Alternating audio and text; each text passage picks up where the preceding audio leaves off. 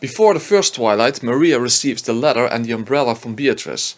This was done by Rosa acting as Beatrice. I have already demonstrated that Rosa is Beatrice, so all that is required is for her to have had the opportunity to give Maria the umbrella and the letter. Rosa is found sleeping on the couch by Genji. However, before that she has no alibi at all. A lot of time has passed since Rosa left Maria behind in the garden, so just because Rosa was lying on the couch, that tells us nothing about how long she had been there. For all we know, Rosa had been there on the couch only for about 5 minutes and could even have pretended to be asleep and pretended to wake up when Genji laid a blanket over her. In other words, Rosa had lots of time to go back to Maria and give her the envelope and the umbrella as Beatrice. So now we can move on to the first murder scenario.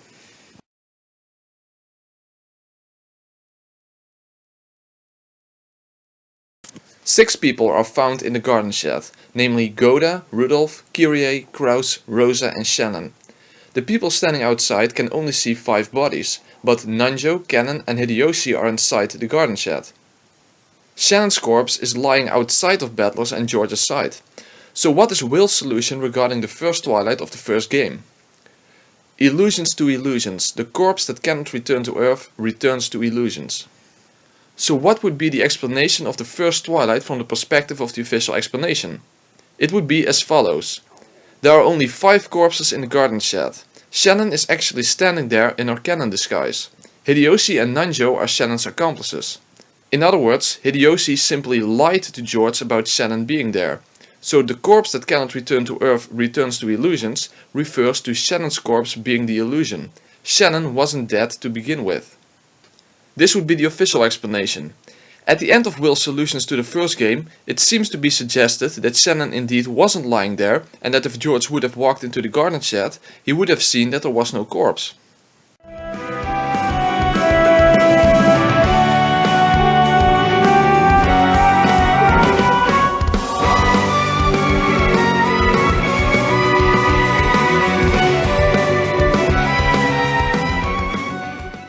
Furthermore, the author even claims this to be so in an interview. This is what I believe to be an example of Ryukishi lying in an interview. Quote, for example, at the first twilight in episode 1, when George was told by Hideyoshi, you should not look at this corpse, if he had gone in, not minding that there would be no face, he would have seen that there was no corpse.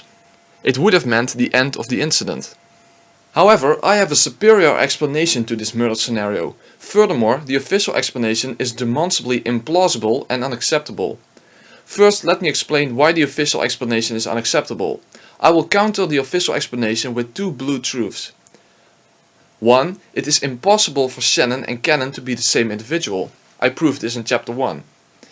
There is not a shred of evidence that Hideyoshi is the culprit's accomplice. Any theory involving accomplices for whom there is no evidence that points to their involvement should never be accepted. So basically all I need to do is provide an alternative explanation and demonstrate that all factors that are required for that alternative explanation are in fact hinted at some part in the story, contrary to the official explanation that relies on an accomplice for whom there is no evidence. So this is what I believe happened that night. George and Rosa, and probably Nanjo as well, took everyone to the garden shed. Whether they were living or dead at this moment cannot be established. Rosa and George probably killed Goda, Kyrie, Rudolph and Kraus together and then tore their faces apart using garden tools. The plan then was to fake both Shannon's and Rosa's deaths using the fake death drugs. George had probably knocked Shannon unconscious using the fake death drug before they killed the rest, since I doubt he wanted her to even know that he was a murderer, since she may very well not have wanted to be with him anymore if she knew that. So George probably carried her to the garden shed and covered her head in fake blood, which would lead people to believe that she would be in the same state as Kyrie, Rudolph, Kraus and Goda. They also faked Rosa's wounds, and after closing the shutter, she would then take the fake death drug.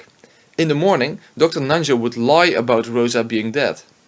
That way she could later on carry out murders when everyone was believed to have an alibi. So the corpse that cannot return to Earth doesn't refer to a corpse that is merely believed to be there, but refers to a living person pretending to be a corpse. In other words, my blue truth concerning the first twilight is as follows. Rosa faked her death in the garden shed using a fake death drug. Her wounds were faked as well. Therefore she can be the culprit of the other twilights. And Dr. Nanjo lied about Rosa being dead. However, this alone cannot be the solution to the first Twilight. I can already hear believers in the official explanation object to my solution. However, I'm not done yet. So let's use what I suspect those objections to be to further explain my solution. Objection number 1. Will's solution involves only one fake corpse, but in your solution both Rosa's and Shannon's deaths were faked, so your solution contradicts Will's solution. Moreover, how do you account for Will saying that Beatrice would have been found out if George had walked into the garden shed? Doesn't that prove that Shannon's corpse was never there to begin with?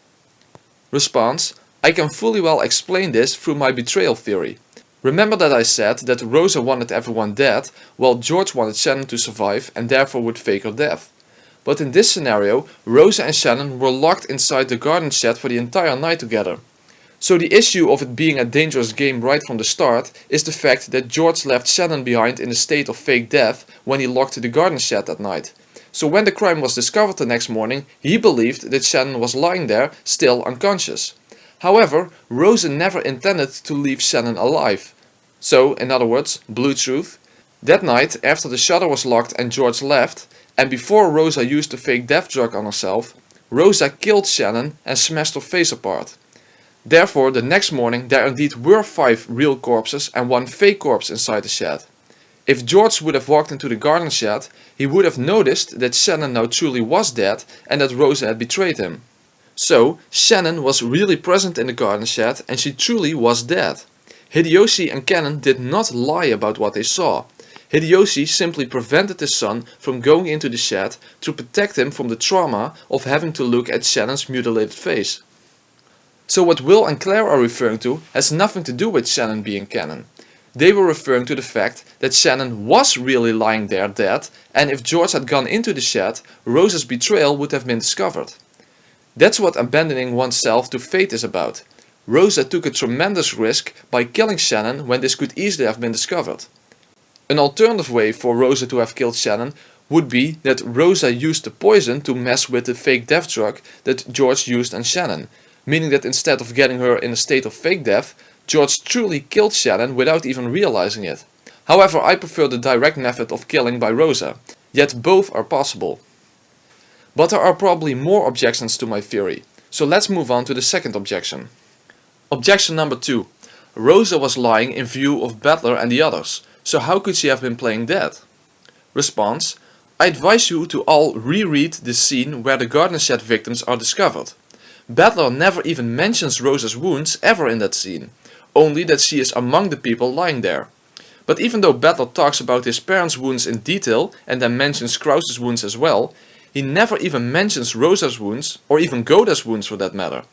In the anime version, Dr. Nanjo is kneeled in front of Rosa performing an autopsy. This suggests that Battler never even had a good view of Rosa in the first place. The detective's authority only implies that when the detective actually examines a corpse, he would not mistake a living person for a dead person. But Battler never examined Rosa's corpse at all. It is not even shown that he had a good view of her in general, so invoking the detective's authority to claim that Rosa had to have been dead will not work. Saying that the detective would notice that someone is dead just at a glance is not what the objective perspective is about. The point is that if the detective specifically searches for something, like a person hiding in a room, he would at least find clues about it. Or, if the detective examines a corpse up close, he would not be fooled into believing that person was merely pretending. But Battler doesn't examine Rosa's and Goda's corpse up close and doesn't specify their wounds. Therefore, both of them at least could have been faking their deaths. Now obviously I don't believe that Goda was faking his death, but the point is that Battler only confirmed with certainty that Kirei, Rudolph and Krause were dead. Rosa and Goda were merely visible to Battler, but not examined up closely. Therefore their deaths were not guaranteed through the detective's authority. After all, there are other instances that even the people believing in the official explanation accept, in which Battler is fooled by something that is in full view, but not discovered by Battler because he never examined it up close. In the boiler room scenario in this game, the official explanation would be that Cannon faked his death, including a fake wound on his chest. Cannon is also in full view of Battler, but he never saw Cannon's wound up close. So that's basically a similar situation. Therefore there is no problem with Rosa faking her death. Objection number 3. After the crime was discovered, the garden shed was locked by Genji and Natsui was holding on to the key. Therefore, even if Rosa was alive, she could not have escaped from the garden shed afterwards to commit any crimes. Response: this, I believe, was specifically put in the story by Ryukishi to deceive his readers into believing the official explanation.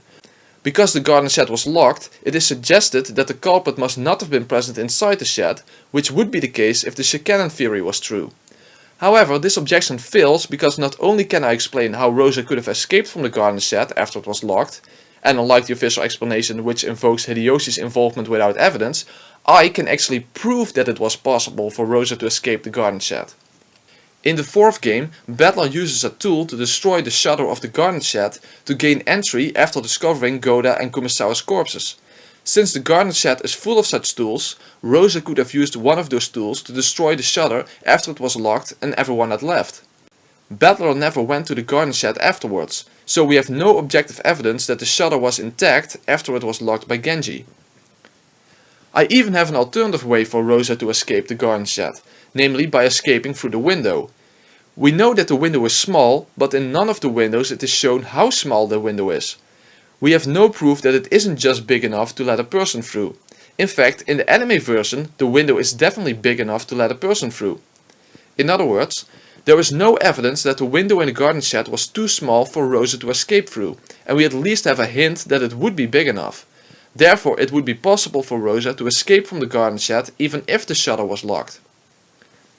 I could even have a third possible solution that I don't believe and don't prefer, but if in the official explanation it is allowed to invoke extra people, I could just as well claim that Genji did not actually properly lock the shutter, but merely pretended to seal the lock shut. So in that way, Rosa could simply open the shutter without any problems.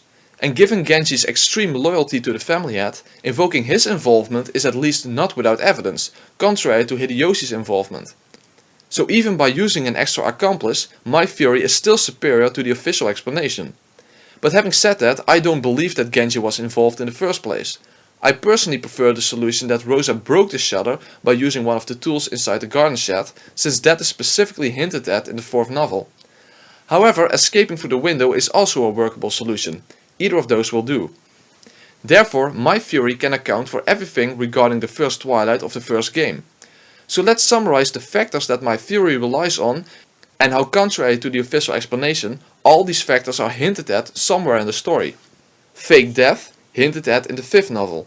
Erika specifies that fake death drugs don't violate Nox's fourth. Fake wounds, hinted at in the fifth novel.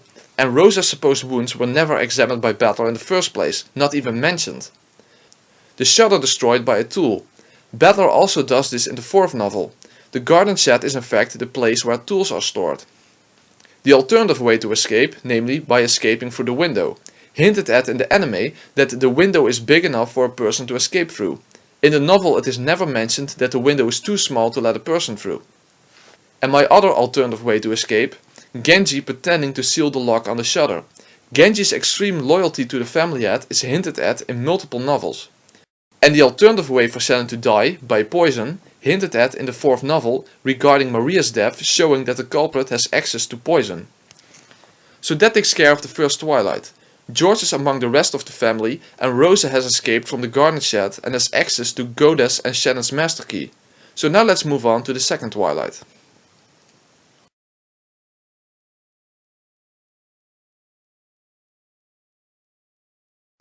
In the second murder scenario, Eva and Hideyoshi are found in the guest room, both with stakes through their heads. Eva is dead on the bed and Hideyoshi is dead in the bathtub. Genji and Cannon first discover the room locked and chained shut with one of the witch's letters under the door. Genji then orders Cannon to get a wire cutter with Kumasawa to cut through the chain. When they return, the door suddenly has a magic circle painted on it. After Cannon cuts through the chain, they find the corpses. Will's solution to this scenario is as follows.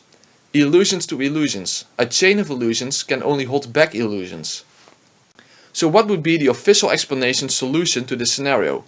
The first impression would be that Cannon, Genji and Kumasawa simply lied about the chain being set, meaning that it was never set in the first place.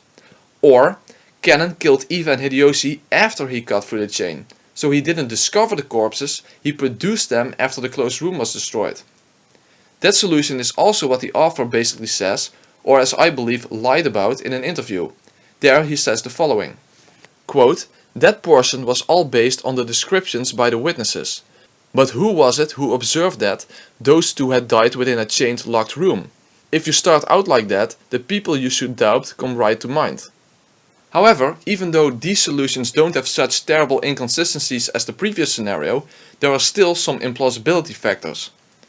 When it comes to Genji, Kennen and Kumasawa lying about the chain being set, I can already invoke my disproof of the Shannon theory to make the official explanation have to invoke both Shannon and Kennen as culprits.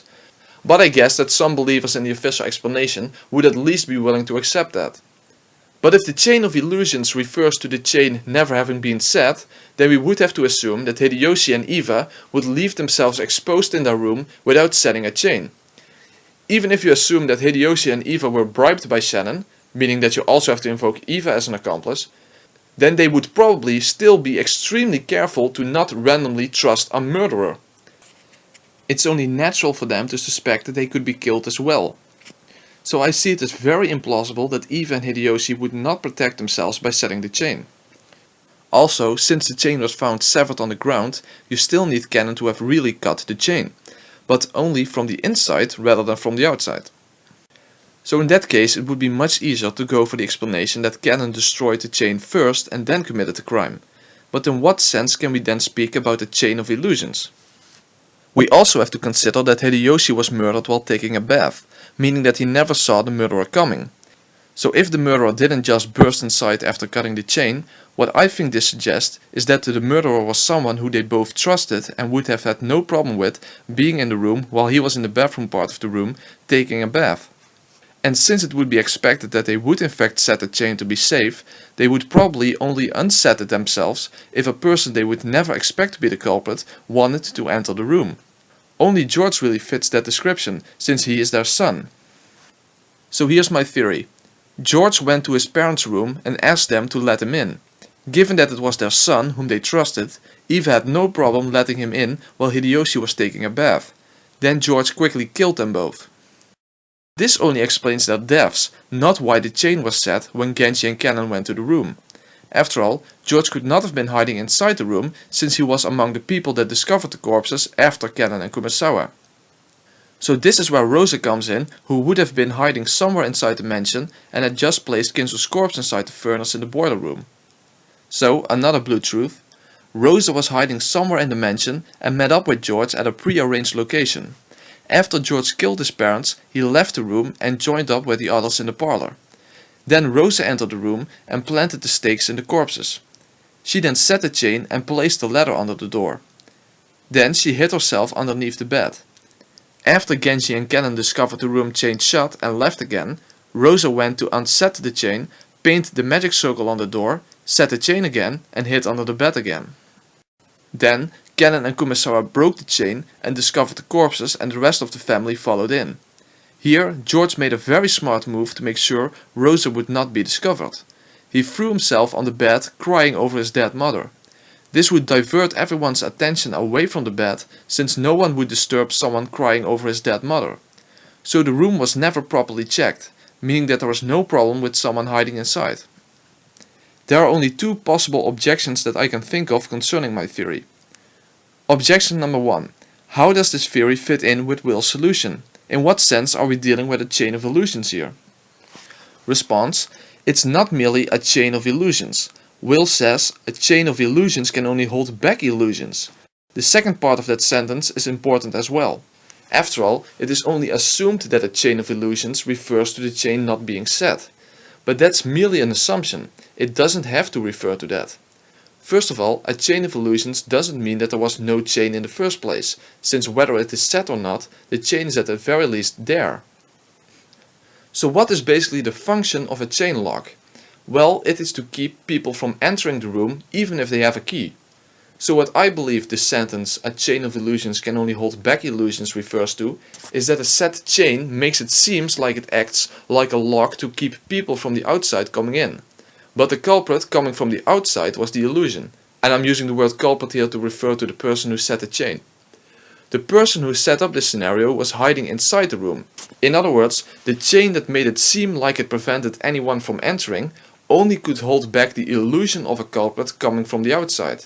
But instead, the culprit, at least as far as setting up this scenario, was hiding on the inside and had full control over the chain, which can be set and unset from the inside.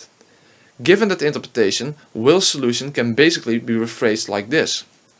A chain that seems like a lock preventing a culprit from entering can only hold back the illusion of a culprit entering from the outside. The illusions here are that the chain would prevent the culprit from entering, and the other illusion is that the culprit did enter from the outside. Or in other words, that the culprit had to move past a set chain. I think that interpretation fits perfectly well with Will's solution. So what about the other objection? Objection number 2. George was in the parlor with Butler the whole time, so he was not in a position to kill his parents. Response: we don't see what happens for several hours, so we have no objective evidence that George indeed was in the parlor for the whole time, without leaving once. Also, if he acted quickly enough, he could have gone to his parents' room, commit the crime and returned to the parlor in a couple of minutes. So for example, during a bathroom break, he could have committed the crime. Since several hours had passed, it is not strange for George to have gone to the bathroom at least once. Also, already before Eva and Hideyoshi left, it is specifically mentioned that people left the parlor and later came back, as we can see in the following screenshots.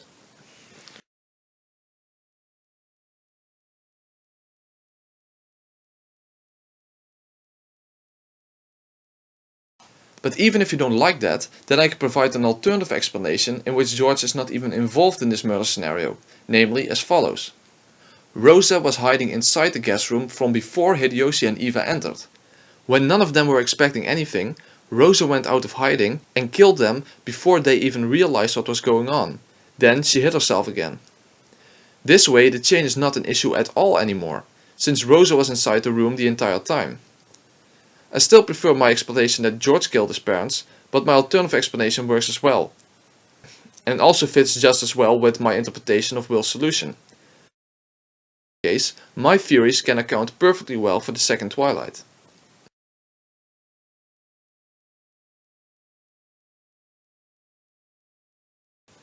In the third scenario, Cannon is found wounded in the boiler room in a puddle of blood with a stake next to him, after discovering Kinzo's burnt corpse.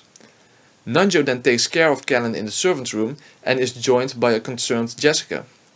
When they return, he claims that he was unable to save Cannon's life, and Jessica breaks down in tears. The read statements concerning this scenario are as follows. All of the survivors have alibis. Let us include the dead as well.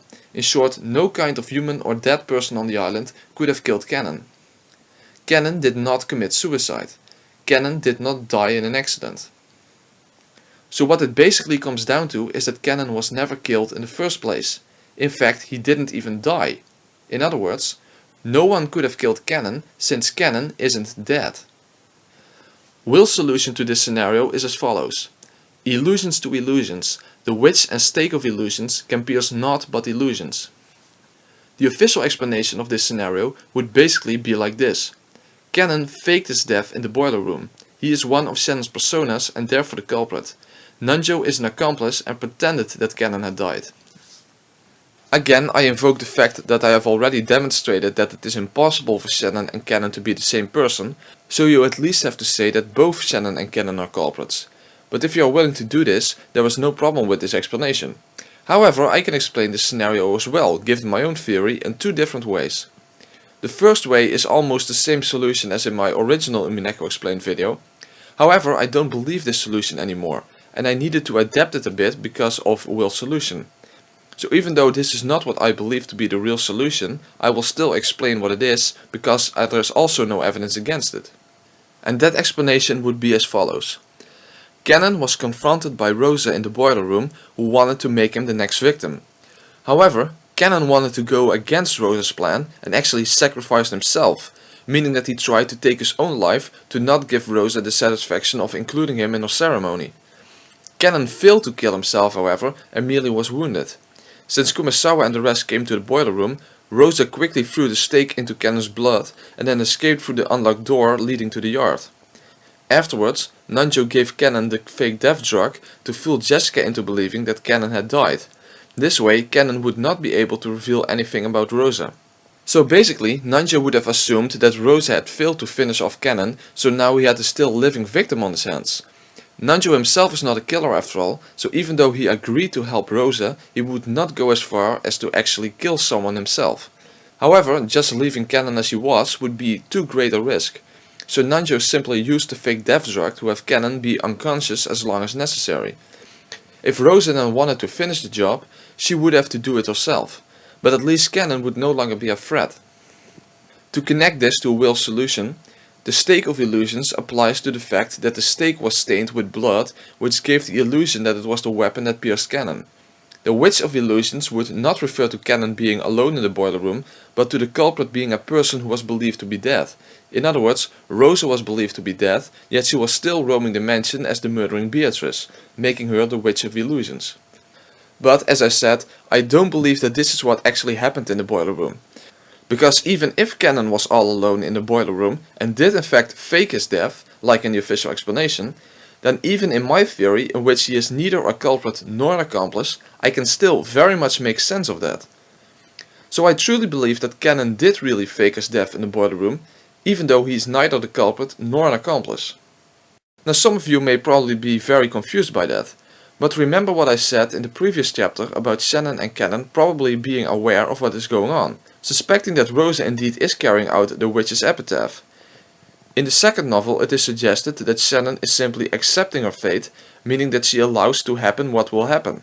But Cannon is not like that. He is defying Beatrice as she is shown to fight back from the magical perspective, in both the second and third novels, and also to some extent in the fourth. So what actually happens in the boiler room from the magical perspective? What is Cannon trying to achieve in the boiler room? I will first show the anime version and then I'll have the novel version in the background when explaining my theory.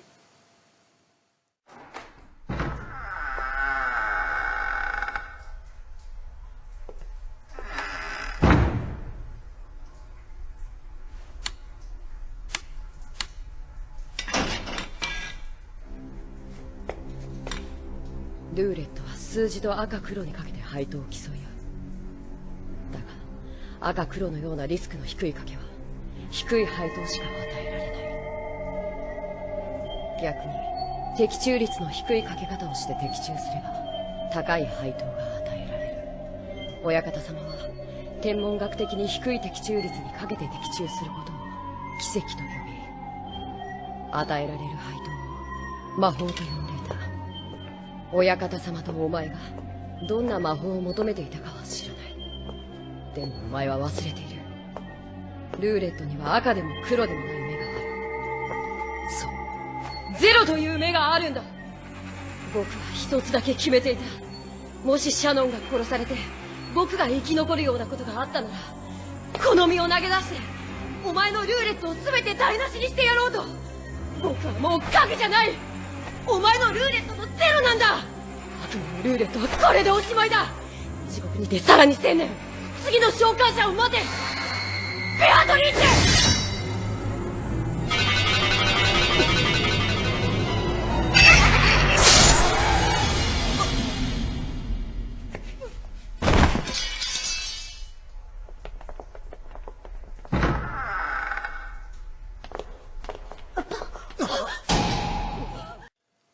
Basically what we are shown here is that Cannon is trying to go against Beatrice's ceremony by being the, quote, zero on her roulette. He also said that if Shannon would die before him, he decided to sacrifice himself to bring down Beatrice's ritual.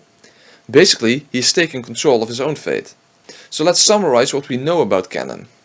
Cannon already acknowledged the existence of Beatrice, shown by Maria's testimony in the 7th novel.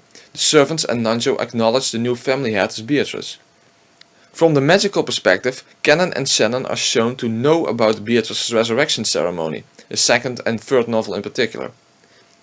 Cannon witnessed Rosa in the garden shed and the fact that the two people were killed in a closed room sealed by a chain that he had to cut himself, meaning that everyone had an alibi apart from the 6 in the garden shed if one of them wasn't truly dead. From the magical perspective, Cannon is shown to have the goal to bring down Beatrice's roulette by sacrificing himself by being the zero on the roulette. In other words, Cannon would have been in the position to realize that Rosa was in fact very much alive and was acting out Beatrice's resurrection ceremony. Since his beloved sister Shannon was killed, he decided to take his fate into his own hands and make himself into the victim of one of the Twilights. By this I don't mean he was trying to kill himself, what I mean is the exact opposite. He was trying to escape getting killed. By faking his death, he basically made himself in a fake version of the fifth Twilight. That way, the fifth Twilight of the ceremony would have been completed, yet without being killed by Rosa. This is what I believe is meant by him saying that he'll be the zero on Beatrice's roulette. Unfortunately, Cannon took a gamble and lost, because Nanjo noticed that Cannon's wound was fake and knocked him unconscious with the fake death drug. So my blue truth is this. Cannon faked his death in the boiler room, sacrificing himself rather than being killed by Rosa. Afterwards he was sedated by Dr. Nanjo. Cannon probably died in the explosion at midnight. This way, Cannon faking his death fits in with my theory as well. In fact, I think that the magical perspective scene fits better with my theory than with the official explanation. After all, in the official explanation, Cannon is the culprit, while from the magical perspective he is shown to try to go against Beatrice's ceremony. Basically, in my theory, the magical perspective scene is symbolic of what really happened, and in the official explanation it contradicts what really happens. So I think my interpretation actually makes more sense. And as I've said before, I think that Shannon's and Cannon's entire behavior makes more sense in my theory. So given this explanation, Will's solution would be very clear. There was no witch and no culprit in the boiler room, and the stake never pierced Cannon's chest in the first place. It was all faked. The only objection I can think of here would be the following. Objection: where did Cannon get the stake from? Response: the locations of the stakes is an unknowable factor since we don't even know where the culprit is hiding them. Nor do we know where the culprit hides the weapons. But we do know that the stakes are part of Kinzo's collection and that Cannon served as Kinzo's personal servant for about a year and for 2 more years after his death. So basically we don't know where the stakes are usually stored or where they are throughout the duration of the games before being found in the victim's wounds. So I acknowledge that I simply have to assume that Cannon somehow got his hands on one of the stakes. This is a weak point in my theory indeed, but I don't think that it's a very severe one, since there are too many unknowable factors here. When it comes to Kinzo's burnt corpse, I believe that Rosa burnt his corpse before the second Twilight. It takes a long time from the smell to go from the boiler room throughout the dimension, so it's no problem that it was only noticed after the second Twilight.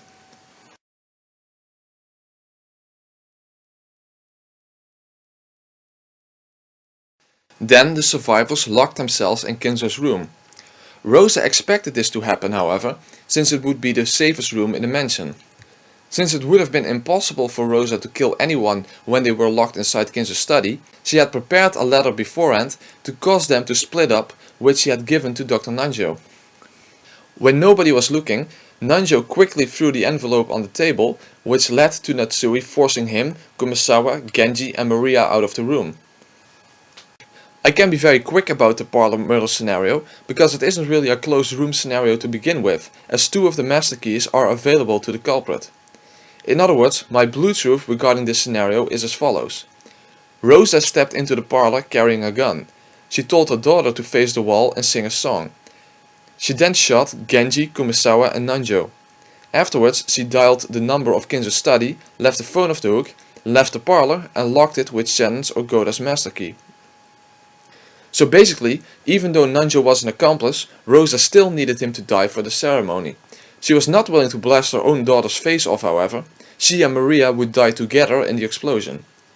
She acted as Beatrice towards her daughter, explaining why Maria claimed that Beatrice entered the room. The official explanation would basically be the same, but with Shannon or Cannon being the culprit. When it comes to Will's solution, the answer is very simple. It was through Maria's testimony that it was believed that Genji locked the parlor and that Beatrice entered afterwards. However, Rosa simply entered and left the parlor using either Shannon's or Goda's master key. Maria was facing the wall and therefore didn't see her mother leaving using the key.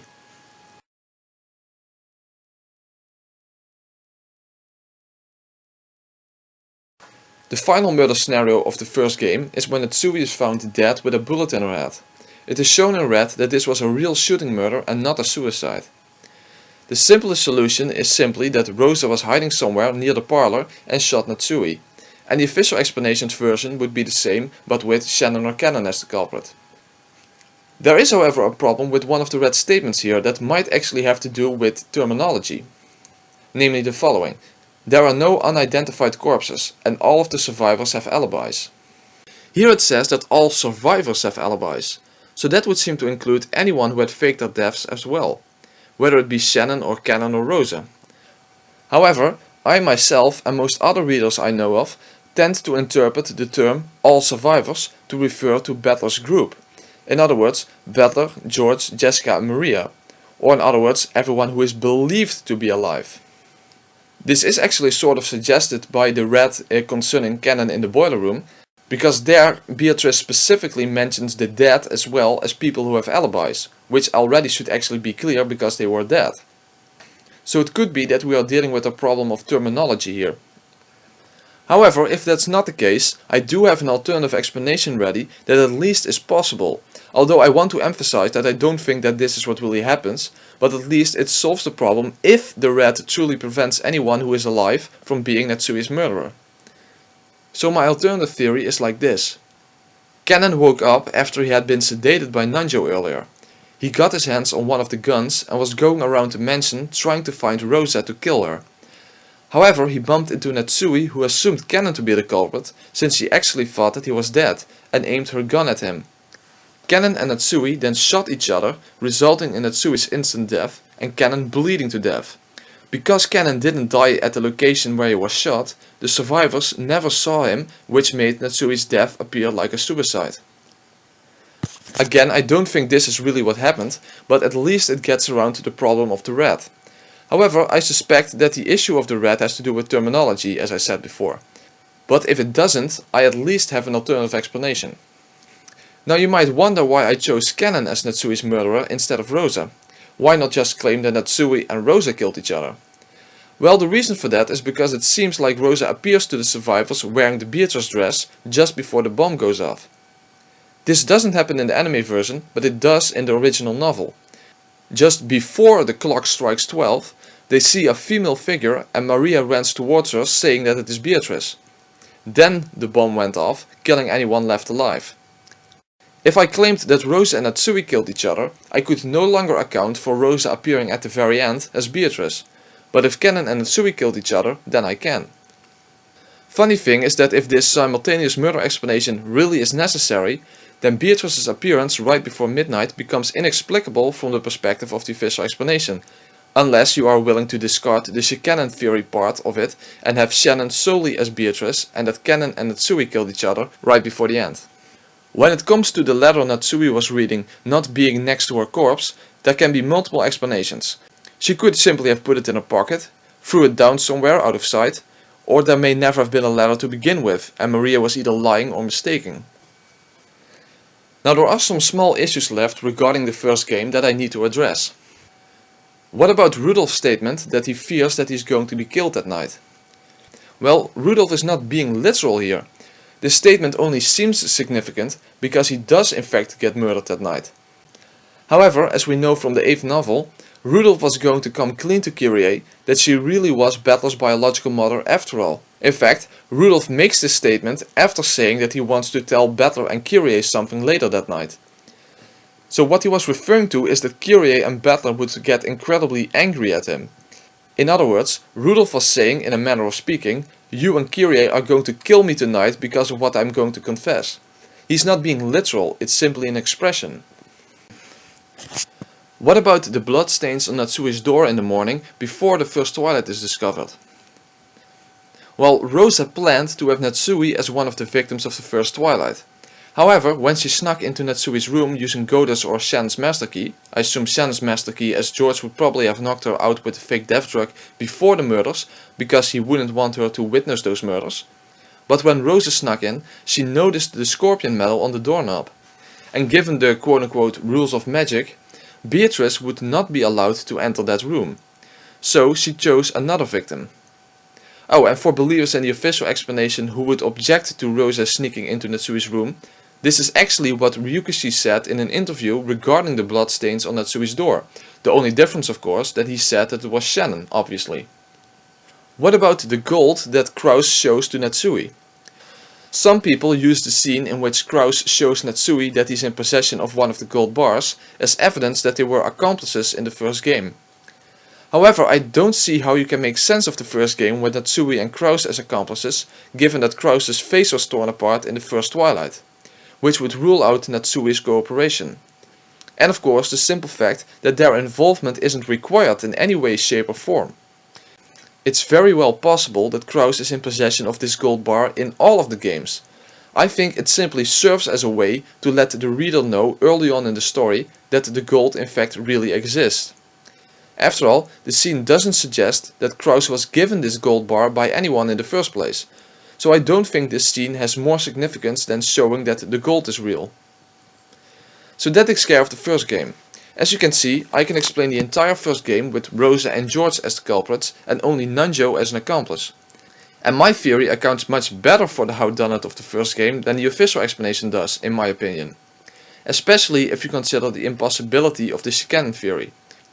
Basically, the only weakness in my explanation was regarding how Cannon got his hands on one of the stakes. But that is not really a severe weakness, as it is not inexplicable. So now let's move on to the second game.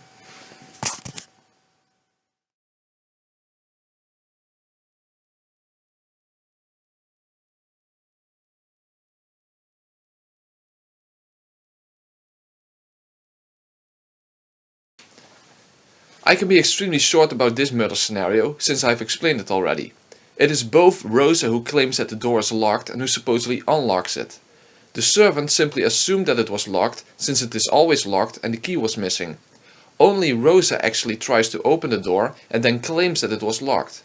She's the one who retrieved the chapel key from the envelope in Maria's handbag and then pretended to unlock the chapel door with it. Will's solution was, the gold truth locks the lock of illusions. This is what I explained before. Everyone believed that the door was locked due to Rosa's illusion, which therefore made it a gold truth. However, I think that Ryukishi was very clever with how he phrased Will's solution. After all, if the official explanation is indeed a lie, and if Will knows the real truth, then he had to phrase Will's solutions in such a way that it would seem to point toward the official explanation, when in fact it doesn't. In other words, that a person who believed the official explanation would mistakenly see confirmation of the official explanation in Will's solutions. This is especially true for the next Twilight, but this is also the case with the usage of the gold truth. After all, as I explained before, you cannot get around Rosa being involved in the second game. So what would believers in the official explanation tend to assume? Probably that Shannon bribed Rosa with the gold in order to get her support. So when believers in the official explanation would see the term the gold truth appear in Will's solutions for the second and fourth game, they would probably believe that it referred to accomplices having been bribed with the gold. Especially after reading Umineko Our Confession, in which Krause and Natsui are made into accomplices this way. But Will's solution to the second Twilight of the second game is especially phrased in such a way that it would seem to imply the Shikanen theory. So let's move on to the second Twilight.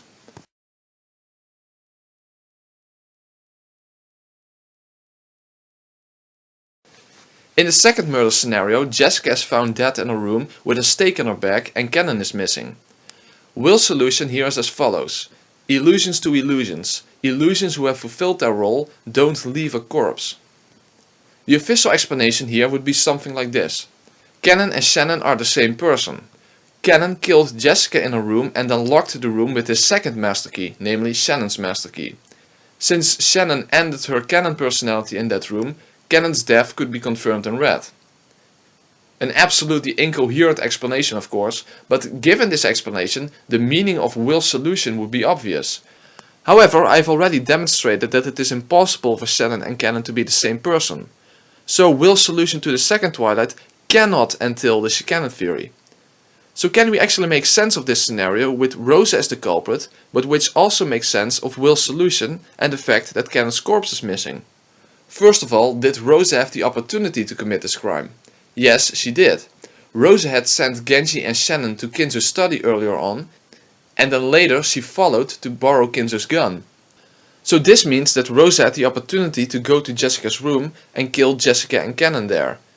But if that's the case, how did Rosa lock Jessica's room and where did Cannon's corpse go? And how does this fit in with Will's solution? First, let me explain how Rosa locked Jessica's room. Blue truth: Rosa locked Jessica's room with Cannon's master key. But, as we know, when Battler asked Nanjo to look if Jessica still had Cannon's master key in her pocket, Nanjo did in fact pull it out of her pocket. So that would seem to imply that Cannon's master key was locked inside Jessica's room. However, this is an extremely simple trick. Basically, it's like when a magician says, "Hey, there is a coin behind your ear." So here's my second blue truth. When Rosa joined up with the others, she secretly gave Nanjo Cannon's master key. Then, when searching Jessica's corpse, Nanjo pretended to find the key on her corpse. So that explains how the room was locked. But what about Cannon's disappearance and Will's solution? Since Cannon in a sense appears in the next scenario, I believe that it was part of Rosa's plan to make Cannon disappear in order to set up the murdering demon version of Cannon's scenario. After all, she's trying to make things seem magical. So basically she's trying to make it seem like Cannon killed Jessica and later appeared as a demon who can move in and out of locked rooms without using a key. So the illusion here is that it seems like Cannon killed Jessica and then disappeared while leaving his key inside the room.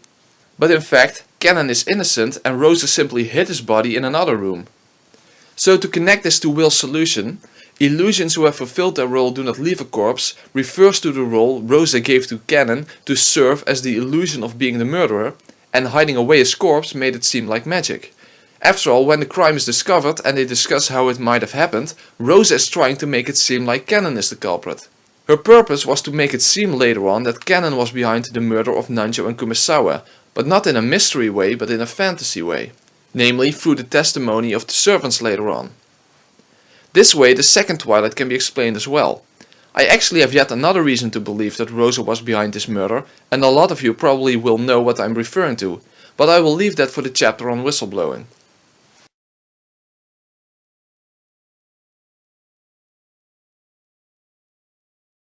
This murder scenario is actually the most difficult to explain in detail because there are no hints about what actually happened in the servants' room.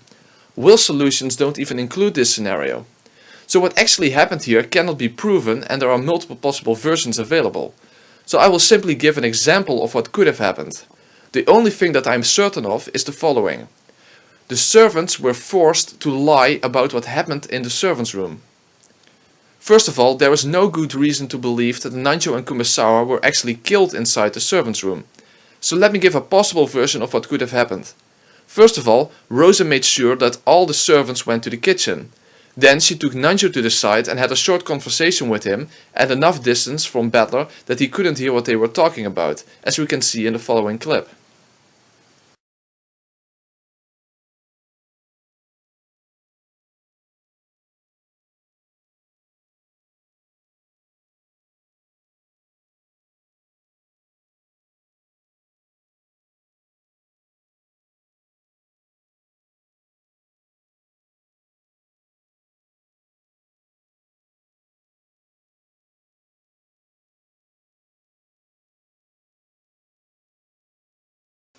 Then, at some point, Nanjo drew a gun and held it against Kumasawa's head to get them all to cooperate. Fake blood was poured in the servants' room and Cannon's and Kumasawa's master key were placed in the envelope. Then Goda had to lock the door. Then Nanjo ordered them to tell that the demon version of Cannon appeared and killed him and Kumasawa. And they'd better cooperate because if they wouldn't, Kumasawa would die. Moreover, he would probably tell them that he had an accomplice among Battler's group, or even upfront tell them that Rosa was the murderer and that he was working for her. Since Rosa was carrying a gun and Nanjo held Kumasawa hostage, they had no choice but to play along.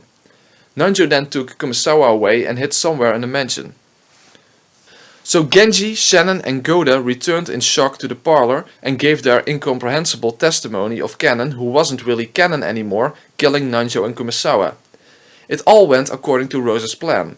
But not only was it her intention to make it seem like a demon was behind this murder, this was also a way for her to get her hands on all of the master keys. After all, she could now place doubt on the servants' reliability and had them hand over the master keys. This would be vital for the rest of the game. When you read this scene with this explanation in mind, it is really disturbing to see how cruel Rosa is. And after she collected all 5 master keys, George went with the servants and Rosa, Maria and Butler returned to the parlor. So from this point onwards, George takes control of the murder scenarios. He is now supposed to create a perfect closed room with 3 corpses inside it, at least to make it seem that way. So he takes Goda and Shannon to Natsui's room. Problem is, at this point he has no option but to reveal his involvement to Shannon and hope that he could convince her of his purpose and fake their deaths together so that they could later escape the island. Unfortunately, things don't go as he planned.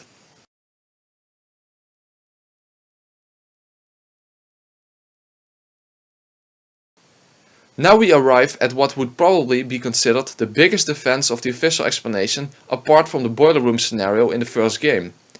The murder scene in Natsui's room is probably the best hint that Shannon is the culprit. Not only that, but this scenario is actually in detail explained by the author himself. So not only do we have the official explanation in general in the sense that Shannon is the culprit and therefore we can deduce what would have happened in Natsui's room, but we also have an explanation from the author himself. But first let me give Will's solution. Earth to Earth, no one would dispute that a coffin is a closed room. Basically what it comes down to is that Natsui's room is a perfect closed room. The original key is locked inside the room itself and all the master keys are under Butler's surveillance since they are in Rosa's possession and Rosa and Butler are together in the parlor the whole time until they discover the corpses. And it is Butler who unlocks the door, meaning that we know that the door was truly locked. The red also proves that the master keys were indeed in Rosa's possession the whole time, as you can see in the following red statement. Natsui's own key was in George's pocket and the inside of the room was closed off. Only the 5 master keys were left and Rosa was holding all of them. After the master keys came into Rosa's control, never did any of them leave her hands, except for the time when she lent it to Butler to unlock Natsui's room. So basically this is a perfect closed room. This is not about tricks anymore. The only possibility is that the culprit is inside the room. Since there is no possibility of anyone hiding, since everyone else is confirmed dead, one of the 3 people inside the room is the culprit, or at least one of the culprits. In other words, Goda, Shannon or George must either be the sole culprit or one of the culprits in any theory. We have Shannon in the official explanation and we have George in mine. Goda is basically the most innocent person on the island, so he was never really an option to begin with, in my opinion. The official explanation here is as follows. Shannon killed George and Goda and then she committed suicide. This is the reason why she's the only person in the room without a stake in her body. Let's take a look at a detailed explanation by the author of how this went about. Quote, "Still, the locked room in Natsui's chamber is a special case. If Shannon actually committed suicide, there is nobody who can get rid of the weapon. If you think of Genji finalizing that, then it just happens smoothly, but..." And then Ryukashi responds, "Because we have come so far, I think I can give you an answer, though it is basically the same trick as with the well. Shannon died face down, slumped over the makeup cabinet. It's a really simple trick. You tie the weapon to a heavy object with a string, then you throw the heavy object behind the cabinet. And then it's the classic trick. When you commit suicide, the gun is pulled behind the cabinet towards the heavy object." So that's how it went? I thought because you solved the riddle of the well as well, you would get this trick without any problem. I especially wrote that she was slumped over, face down over the makeup cabinet. And while the other 2 in the room were actually pierced by the stakes, Shannon was not. That is why you can imagine her being the last to die in that room, because there was nobody left to insert the stake into the gun wound. There was never a full inspection of that special room, so that means that the weapon was left within it. Ah, now I see, I never thought of that. And during episode 4, the same trick was used to drop the weapon into the well in the end. Because of the image of well equals trash can, I imagined that everybody would find it easy to get that trick. And because in episode 2, even before the incident in Natsui's room happened, there was the atmosphere of let's preserve the crime scene until the police arrives. It could have been behind the cabinet or even in the space under the bed. Even if you cast only a little shadow over it, it will already be out of view. That was probably the most difficult part of episode 2. Yes, it would probably be classified as barely hinted. People familiar with mystery novels will recognize this method of suicide, since it's basically taken from And Then There Were None by Agatha Christie, in which the culprit commits suicide using the same kind of trick. People who haven't heard of this explanation by the author before might notice that something is not right here. There's a discrepancy. But for the moment I will not challenge the official explanation here and merely focus on an alternative explanation. I will come back to the official explanation of this scenario in the chapter on whistleblowing. But for now, is Shannon's suicide the only possible explanation here? Or can it be explained with my theory as well? And yes, I can. In fact, I can think of two possible explanations. First, I will give the one that I don't actually believe is true, but which at the very least is possible, so therefore it deserves to be included. Although I think it's less plausible than my primary solution. So here's that alternative possibility. First of all, Goda died first in the room. I guess that would be the case in both my two explanations and in the official explanation, since Goda died in the door opening. So it's all about Shannon and George. One thing that we need to take into account is the following. It is specifically stated that Natsui's room was a terrible mess with stuff all over the place. This could arbitrarily have been set up by the culprit, but to me it indicates that a struggle went on. Two people had been fighting inside that room and both died either as a result of that fight or through another method like Shannon committing suicide like in the official explanation. So here is a possibility that I don't believe but could have happened. Shannon and George killed each other. In other words, it was a simultaneous murder. Now I do believe that George and Shannon had a struggle in Natsui's room in both my explanations, but what I'm suggesting here is that the stakes themselves were the actual murder weapons. During the struggle, Shannon took one of the stakes George had with him and stabbed it into George's stomach. George then in a rage took the other stake and jammed it as hard as he could in Shannon's skull.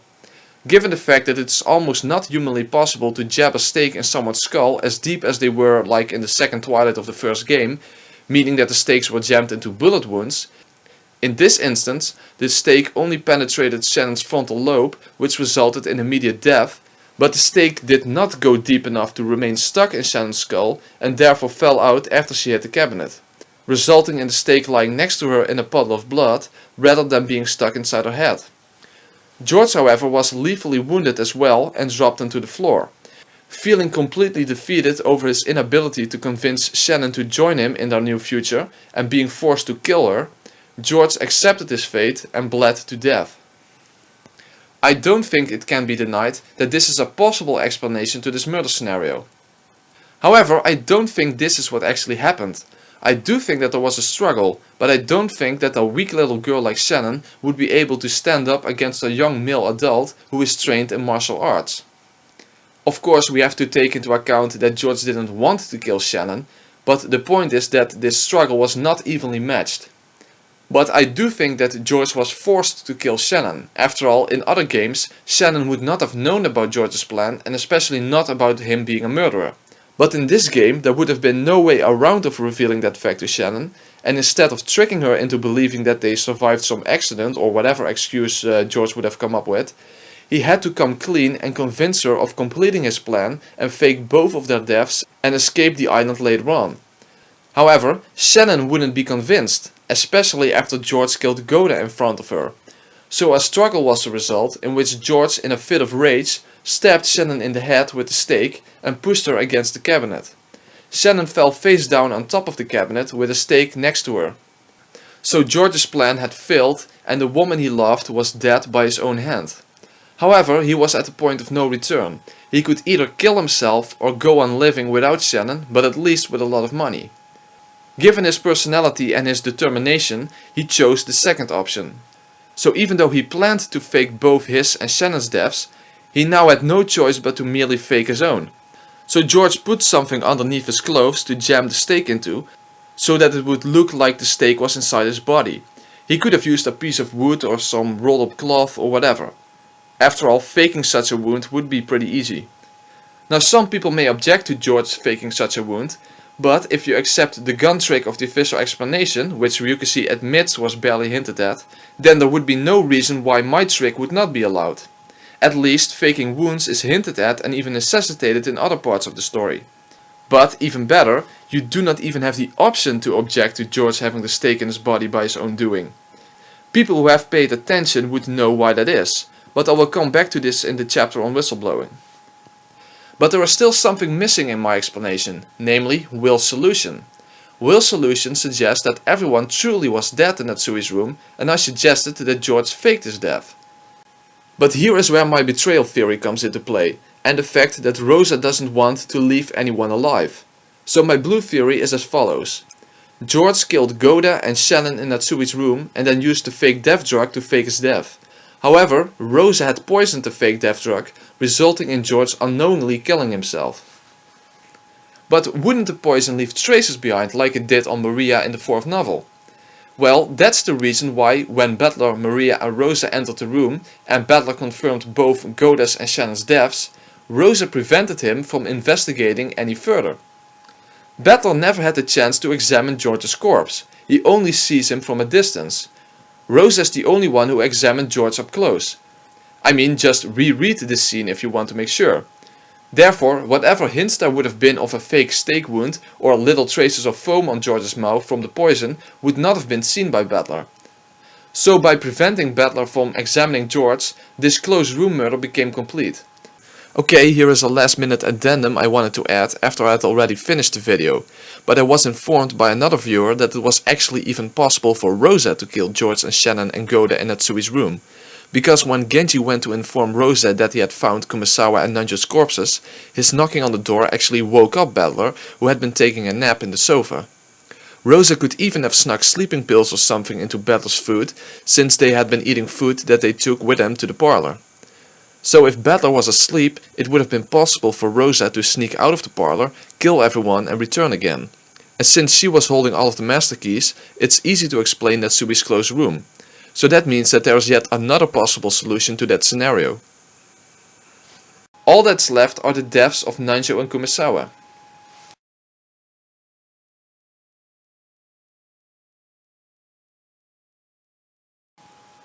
Even though Dr. Nanjo and Kumasawa are the 7th and 8th Twilights, I believe that this murder scenario occurred before the murder scenario in Natsui's room, which would also be the case in the official explanation, by the way. There is no trick to this scenario. George simply sliced their necks open by using some blade like a large kitchen knife or something. Dr. Nanjo believed that only Kumasawa would be killed, but George didn't want to leave Nanjo behind as a witness and killed him as well. Basically, that's all there is to it. I already explained the rest of the second game in the previous chapters, so let's move on to the third game.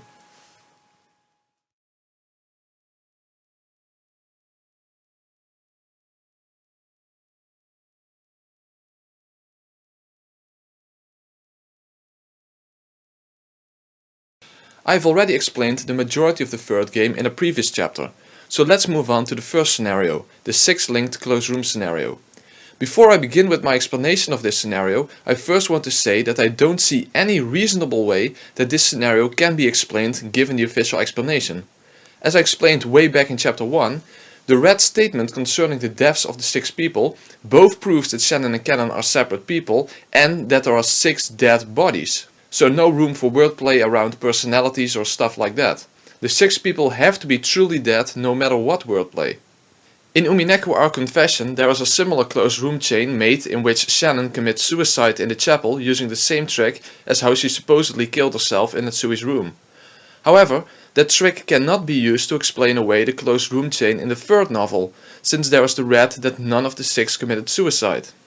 Now if you want to say something like that it was technically not a suicide since it was the Beatrice persona killing the Shannon persona or something like that, then it's simply just end of discussion. Just like I said in chapter 1 and chapter 3, there would be no point to even having red statements if the red is that ambiguous, since you can then justify absolutely anything. I mean, you could even make the boat captain a culprit or an accomplice that way. Furthermore, what is the logic behind such a solution to this scenario anyway? In Umineko Our Confession, it is the final murder scenario, so that at least makes sense that the culprit would commit suicide. But this is merely the first Twilight. I guess what believers in the official explanation would want to say is that Shannon simply played dead and that this is allowed by the red since it revolves around death of one of her personalities, whatever that's supposed to mean in the first place. But as I said before, the red simply doesn't allow for such an interpretation. So I guess that the only thing you could say is that Shannon was indeed playing dead, but that she was discovered and then killed by the family members. But I don't really see how such an explanation would help you explaining the rest of the game. Shannon would still be dead and therefore cannot be the culprit of the rest of the game. You could suppose that Eva is the culprit for the rest of the game, but then you cannot explain the murder on Dr. Nanjo. Basically, you are making an incoherent mess of the third game this way. So can I do better and explain it with Rosa, George and Nanjo? And yes, I can. Again, I have two possible solutions to the first scenario, but let's take a look at Will's solution first. Illusions to illusions. In a closed room ring, the beginning and the end overlap. People believing in the official explanation would see this as a confirmation of the Shannon theory, namely that Shannon and Cannon, who are in the first and the last room, are in fact the same person. Ryukishi even alludes to this in the interview. Quote, "That's true. I despaired about the mystery of the linked closed rooms until the very end. Will said that the end and the beginning overlap, but..." And Ryukishi responds, "It's a metaphor, so even the people who understood the hint seem to have done so only barely, because I wrote it that way to distract people who did not understand. I won't explain it further now." However, in this particular place in the interview, I don't think that Ryukishi is lying at all. After all, he doesn't in the end actually confirm the Shannon theory, even though people who believe in the Shannon theory would probably interpret what Ryukishi says here as confirming the Shannon theory. But in fact, Ryukishi is actually very ambiguous here. Also, Kia is actually wrong about what Will says. Will doesn't say that the end and the beginning overlap in this scenario. He said that in a closed room ring, the end and the beginning overlap, which is always the case in a circle. But that, I believe, is exactly the point and the solution to this scenario. That's the illusion. The illusion is that we are dealing with a closed room ring, while in fact we are not. In a closed room ring, the end and the beginning overlap. But in this scenario, the end and the beginning merely seem to overlap, while in actuality they don't. This scenario is not a ring, but a line. In other words, this scenario was already solved by Butler at the end of the fourth novel. Quote, "After the murder of each person in their respective rooms, the culprit created a linked closed room. But the culprit just couldn't return the key for the last room to the inside of that closed room, no matter what they did. But they were able to return it. The first person to discover a corpse just had to pretend to find the key and show that they pulled it from the pocket of one of the corpses." So the answer to this scenario was already given in the fourth novel. Rosa herself was not involved in this scenario since she was keeping the rest of the family members in the dining hall for the night. After all, the family began to focus on solving the epitaph after Rosa confirmed that Beatrice indeed existed, at least the Kuadorian Beatrice. But George and Nanjo did have the opportunity. So it was George who killed all servants apart from Shannon, and Rosa had given him the location of Kinzo's corpse, which he then burned in the boiler room. Nanjo probably helped him carry the corpses since it would be quite a pain to set up this scenario. Then George gave Nanjo Shannon's master key, making it a closed room line instead of a circle, and then when Shannon was discovered, Nanjo was the one who said that no one should touch her and examined her body. And just like in Jessica's room in the second game, he placed the final master key on her body. Whoever then found her master key would have assumed that it had been there from before they broke into the room, given the illusion of a closed room ring.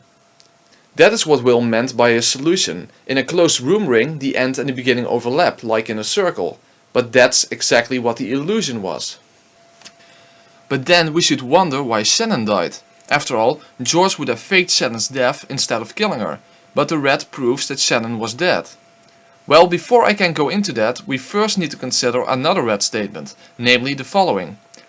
Quote, "All of them had wounds resembling gunshot wounds which became fatal."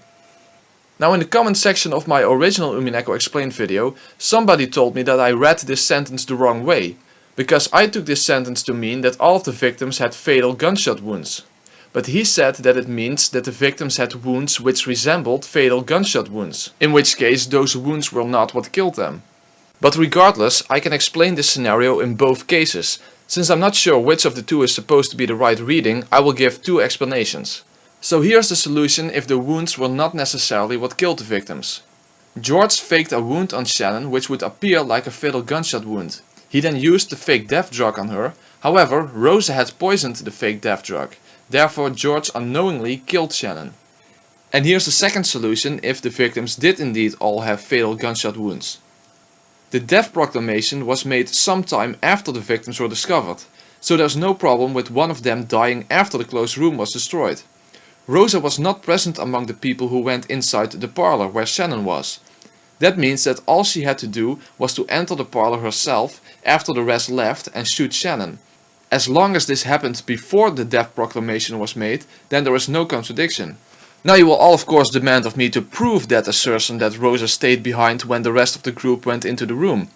After all, we know that Rosa was among the discoverers, so where do I get this notion from that Rosa did not actually enter the parlor when the others did? This may sound strange, but just reread the chapter called Virgilia in the third novel. It specifically says that only Rudolph, Kraus, Natsui, Eva, Hideyoshi and Nanjo went into the parlor after Rudolph broke the window, as you can see in this screenshot. That means that Rosa was no longer under surveillance. So after the master key was picked up, they would probably have left through the door and later met up with Rosa. After all, we never see what actually happened, since right after Shannon is discovered, we skip over to the meta world. So there is no problem in saying that Rosa went through the broken window after the rest left through the door. And once Rosa was inside, she took a gun she was hiding on her body or even somewhere in the room and shot and killed Shannon. Then she met up with the rest again. Now you may possibly object that Rosa could not have shot Shannon without anyone else hearing it. But according to Umineko our confession, the rifle can be muffled so that it makes hardly any sound at all. This is specified in the scene where Beatrice shoots Kumasawa in the leg to put the stake into the wound. Also, the rat only says that it's a wound resembling a gunshot wound, so Rosa didn't necessarily have to use a gun. So it doesn't matter how the rat about the wounds is interpreted. In both cases I can account for Shannon's death, even though George intended to fake her death. Either he unknowingly poisoned her, or Rosa killed her after the closed room was destroyed.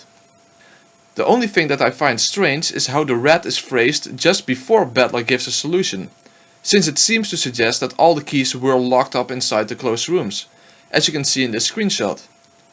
But I think we have another problem with terminology here, just like with the rat concerning the survivors in Natsui's murder in the first game. After all, Battler gives his blue truth that one of the keys was planted on one of the corpses directly in response to Beatrice's red truth. So apparently the rat should not be read to make a proclamation that all keys were locked inside the rooms, but as a conclusion based on that they were found inside the envelopes and on the bodies of the servants. So this rat might have been translated in a bit of an awkward way. Because if the rat really was there to prove that all keys were inside the locked rooms, then it doesn't make sense that Battler actually responds to that rat truth by claiming that one of the keys was planted on one of the corpses. So I think that it's very likely that we are dealing with some sort of mistranslation or awkward kind of phrasing or something like that. But I don't want people to go complaining that I said that the rat should be taken at face value and not be worked around in order to fit your theory. Even though that's not really what we're dealing with here, since we have a pretty good reason to suspect mistranslation or some problem with terminology. But anyway, I will give a third solution in which all keys indeed were locked inside the rooms. Namely the following theory. George either tricked Shannon into believing that they were pulling a prank, or convinced her of his goal. He then faked her wound and had Shannon lock the room from the inside and take the fake death drug herself. Then she died either because the fake death drug was poisoned, or because Rosa shot her after the closed room was destroyed. Now I don't think that this theory is actually necessary, because I do think that it's a problem with how the rat was phrased, exactly because Battler made this theory in direct response to it. But by including this last solution, my position is safe regardless of how the rat is interpreted. And believers in the official explanation are hardly in a position to object to this last solution, since the closed room ring in Umineko our confession was set up by convincing the servants that they were pulling a prank as well. So that takes care of the first scenario.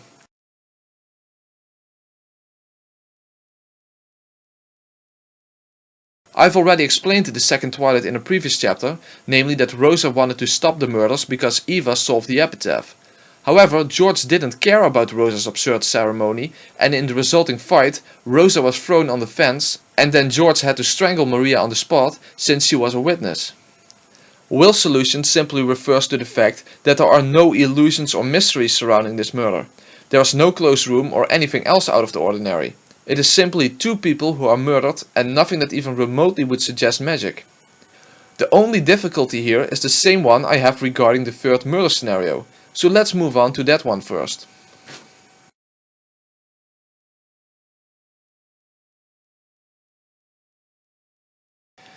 The third murder scenario is when Hideyoshi, Kirie and Rudolph are killed in the entrance hall of the mansion. You already know what my view is regarding the notion of Shannon still being alive despite the rat. We already know that to be impossible, but it is what many people believe, and it even seems to be what Kia, the guy who interviews Ryukishi, believes. But also a lot of people believe that Eva was behind this murder and the previous one on Rosa as well. However, I see no reason to believe that, especially if you consider that the stakes were used on the corpses. Why would Eva stick a stake in her own husband's body even if you suppose that he was killed by Kirie, for example, and Eva then killed Kirie and Rudolph? Neither do I think that Eva killing Rosa and Maria makes sense. I mean, why would she do that? I don't think that Eva would kill for the gold. Nor would the Rose Garden scenario follow logically from Eva wanting Rosa dead, given that no weapons were used.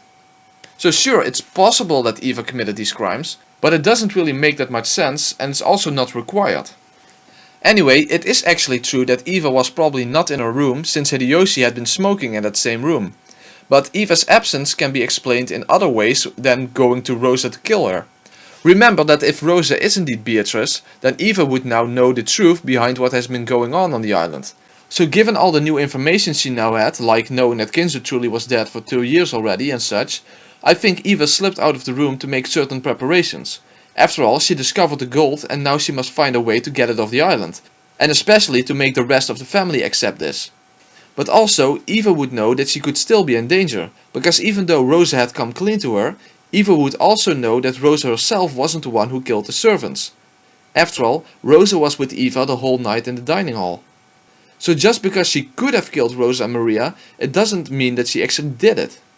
I think that Eva slipped out of her room for different reasons and would have been extremely surprised when Rosa and Maria were brought in dead. In fact, this would have been a disaster for her, since Rosa was the one who could confirm that Eva really discovered the gold. But anyway, even though it was possible for Eva to not be in her room, that still doesn't prove in the end that she indeed did leave her room, or at least not that she had left the guest house. After all, given that Eva was sick, she could have spent a long time in the bathroom, and Hideyoshi might have used that opportunity to take a smoke. Now it is probably true that Kirie believed that Eva had left her room because of the cigarette and therefore proposed that she, Rudolph and Hideyoshi would go to the mansion for food. But that doesn't mean that Kirie was correct in her deduction. So what I'm trying to say here is that all this stuff around Eva during Rosa's murder and the murder in the entrance hall is extremely ambiguous and even unknowable. My point is that we can only speculate about what Eva was doing at that time, but we simply have no concrete evidence to base any theory regarding Eva's actual whereabouts on. But in any case, even if you want to believe that Eva was behind these murders, then it's not somehow the case that this is compatible with the official explanation and incompatible with my theory. I think it's simply somewhat out of place regardless of what you believe. All I'm saying is that there are simply too many unknowable factors here for us to draw reliable conclusions upon. And I at least don't need Eva to be the culprit in these scenarios. But in the end, my theory simply is the following. George snuck out of the guest house and killed Kirie, Rudolph and Hideyoshi in the entrance hall. I think there can only be 3 possible objections against George being the culprit in Rosa's murder and the murder in the entrance hall, namely the following. Objection number 1. As far as we know, George was in the cousin's room with Butler and Jessica. If he was with Butler the whole time, how could he have been behind the deaths of Rosa, Maria, Hideyoshi, Kirie and Rudolph? Response.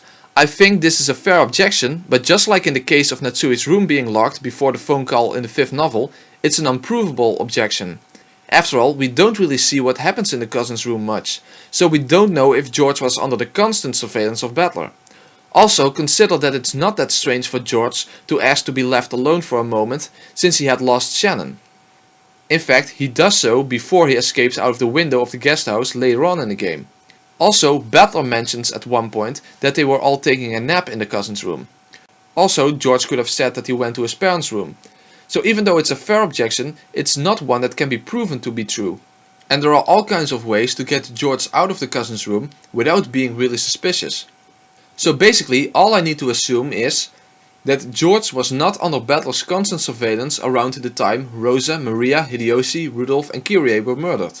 I do acknowledge that this is an assumption, but the contrary position that he was under the constant surveillance of Butler is an assumption as well. So in my opinion, this is the only weak point in my explanation of the third game, and just like in the fifth game, it's not really a severe one. The second objection would be this. Objection number 2. You said that it would be strange for Eva to use the stakes on the corpses, but since George would no longer be following Rosa's plan, it would not make sense for him to use the stakes as well. Response. First of all, George doesn't go around anymore setting up closed room scenarios because he doesn't care about Rosa's scheme.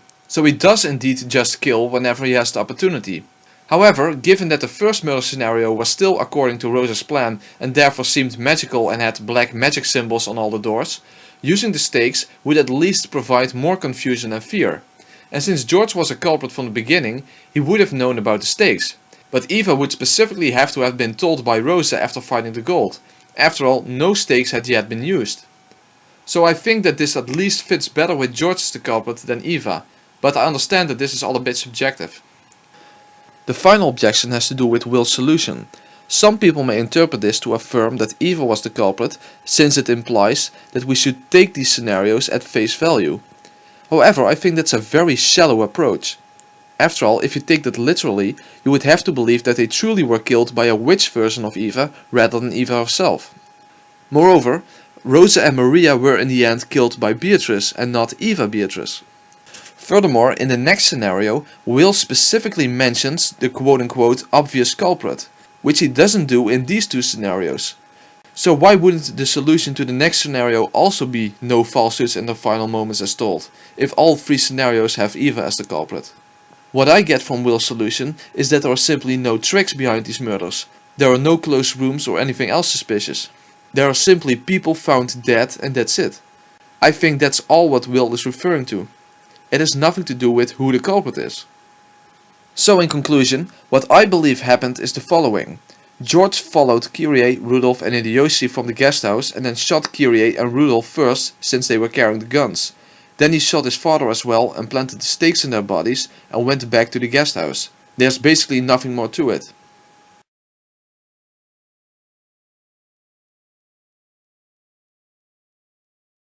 When it comes to Will's solution to the murder on Krause and Hatsui, the people who haven't seen my original Umineko Explained video will probably think that it goes against my theory, since Will's solution implies that Krause and Hatsui were killed by Eva.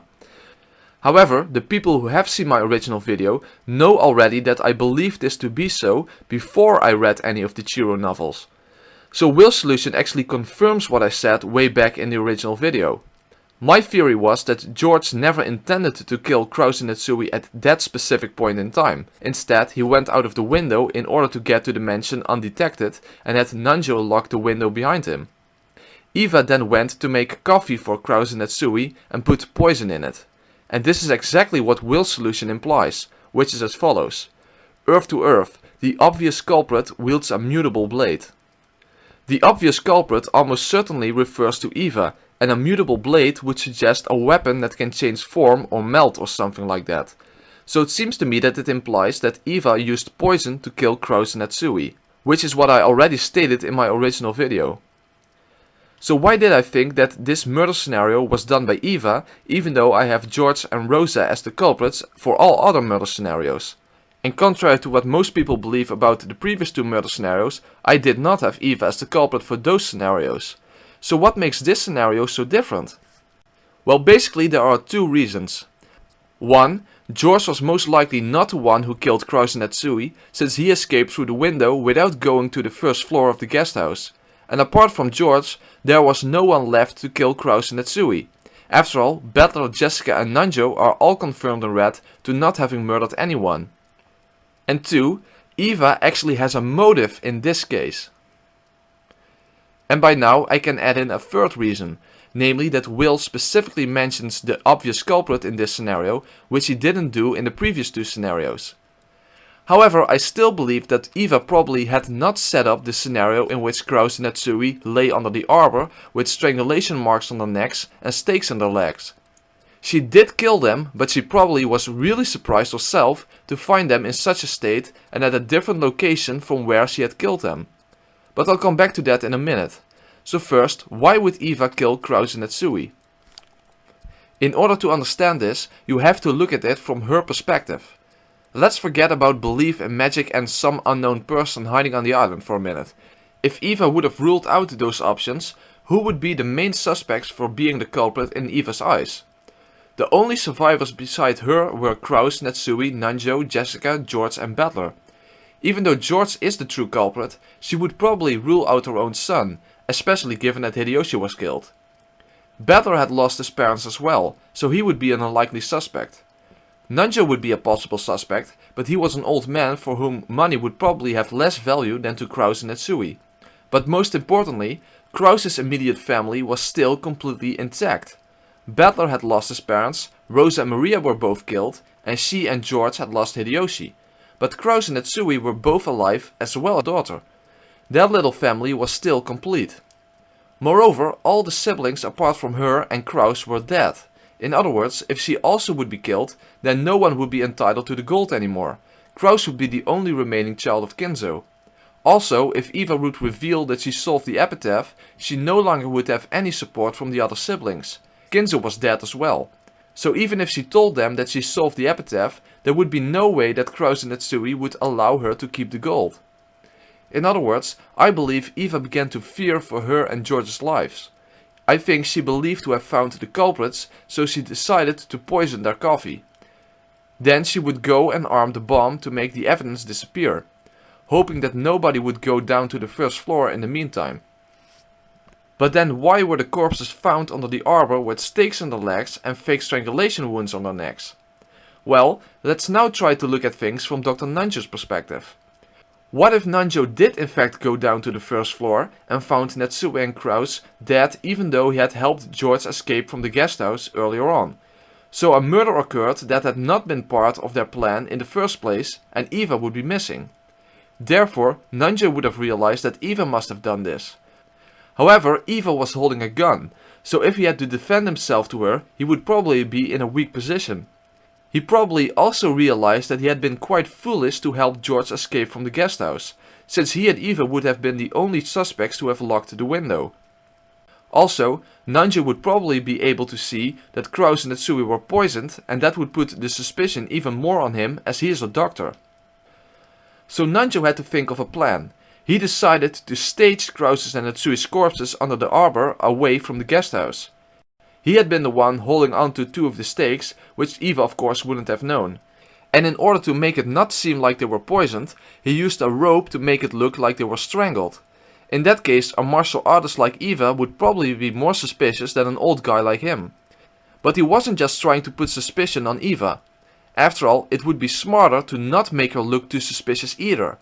After all, if setting up this scenario would be beneficial for her as well, then it would be a lot safer for him. So in the end, his goal was to make it seem as if Natsui and Kraus had disappeared from the locked guest house and became part of the witch's ceremony. This is why when Battler questioned Nanjo on George's disappearance, and Battler figured out that someone must have locked the window behind George, for the first time Nanjo began blaming the witch. He knew that he was in a dangerous spot right now.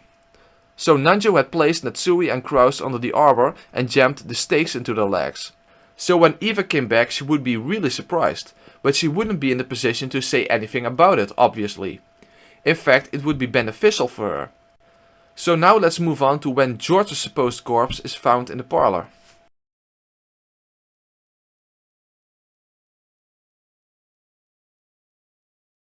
Sometime earlier, George had escaped from the guest house by using the window on the second floor and had Nanjo lock it behind him. The reason he did this was so that he could go to the mansion undetected. After all, his mother and Kraus and Natsui were on the first floor, so he couldn't just walk out of the front door. So why did George actually go to the mansion? Well, George was going to revive Shannon, whom he believed to be still alive. After all, he had faked her death that night. This would explain the magical perspective scene in which Beatrice and George go to resurrect Shannon. After Nanjo had displayed Natsui and Kraus under the arbor, he would go to George in the mansion to inform him of what happened. However, here is where things really went wrong. He found George next to Shannon's corpse in the parlor, and George had just found out that Shannon really was dead. Especially if this was because of the poisoned fake death drug, Nanjo would have noticed that Shannon truly had been dead when they first discovered her. but he had kept that a secret from George. So now Nanjo had to deal with an enraged George. Given that Nanjo probably had one of the rifles now, remember that Krause and Natsui were both carrying rifles, he saw no other option than to shoot George, who now wanted to kill him. However, since this wasn't planned, Nanjo quickly ran out of the parlor in shock, after all he had never killed anyone before, and never intended on killing anyone, and then locked the door behind him. So he never checked to see if George really was dead. So now Nanjo was all alone, without allies, and with another murderer somewhere on the island, namely Eva. So in case he wouldn't survive, Nanjo left behind the most important information he had, namely the PIN number to the safe with the money he was promised by Rosa. So that even if he died, he hoped that his relatives would understand what this number was about and would be able to access the money for the sick grandchild. He then returned to the guest house, and later on Eva returned, and to her surprise, Krause and Natsui were missing. But to her even greater surprise, so was George. So now Eva would probably suspect that there was in fact an extra person hiding somewhere on the island. So the whole group went to look for the missing people, and they found Krause and Natsui under the arbor. Then in the parlor they found George. Nanjo checked George's pulse and realized that he was merely unconscious. But of course he would say that he was dead.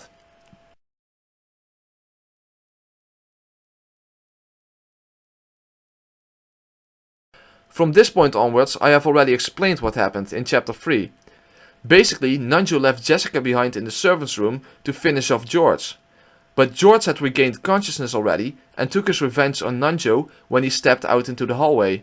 And much later, when George had regained somewhat from his gunshot wound, to whatever extent it would be possible, he went after Eva and Battler. So Eva was then forced to kill her own son and shot Battler.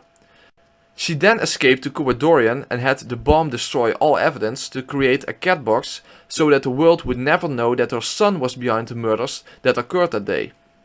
So that is my explanation of the third game. In my opinion, the third game was the most difficult game to explain, basically because there was almost nothing to go on for the entire middle section of the game. My theory makes a lot of sense and ties a lot of things together, but even so, my theory and any other theory for that matter is simply impossible to prove because we are just missing so much information. You have to assume a lot of things and there is hardly any evidence to support any theory at all. Even if you believe that Eva was behind everything apart from Nanjo's murder, it is still difficult to prove how and why she did it. Especially George's death and Hideyoshi's death.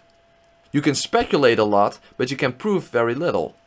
In any case, you simply have to assume a lot of things in the third game, and that makes it a very difficult game to explain. But I do think that my explanation does account for anything that needs to be accounted for in the third game. But we can never be sure about the exact details anyway. So now there is only one more game to go. If I can explain the fourth game with Rosa and George as culprits, then I have successfully demonstrated that the entire story can be explained with just Rosa and George as the culprits and Nanjo as the only accomplice. And of course Eva as another murderer in the third game. So now let's move on to the fourth game.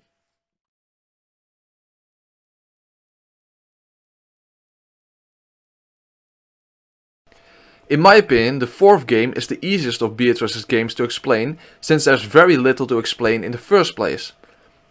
Basically, I can summarize almost the entire fourth game in the following way. The culprits keep most of the family members and servants hostage, call out the kids using the Kinzo has a test for you trick, and then systematically murder everyone. There are actually only a couple of things that need to be accounted for. 1. The appearance of Kinzo at the first twilight. 2. The mysterious calls to the guest house by Krause, Jessica, Kyrie and eventually Beatrice herself. 3. The appearance of Beatrice to Battler, but I already explained that of course. 4. The close room murder of Goda and Kumisawa in the garden shed. 5. The absence of Ken's corpse, which I also already explained. And 6. Why everyone, including the culprits, are dead apart from Battler at the end of the game. So let's begin with the first twilight.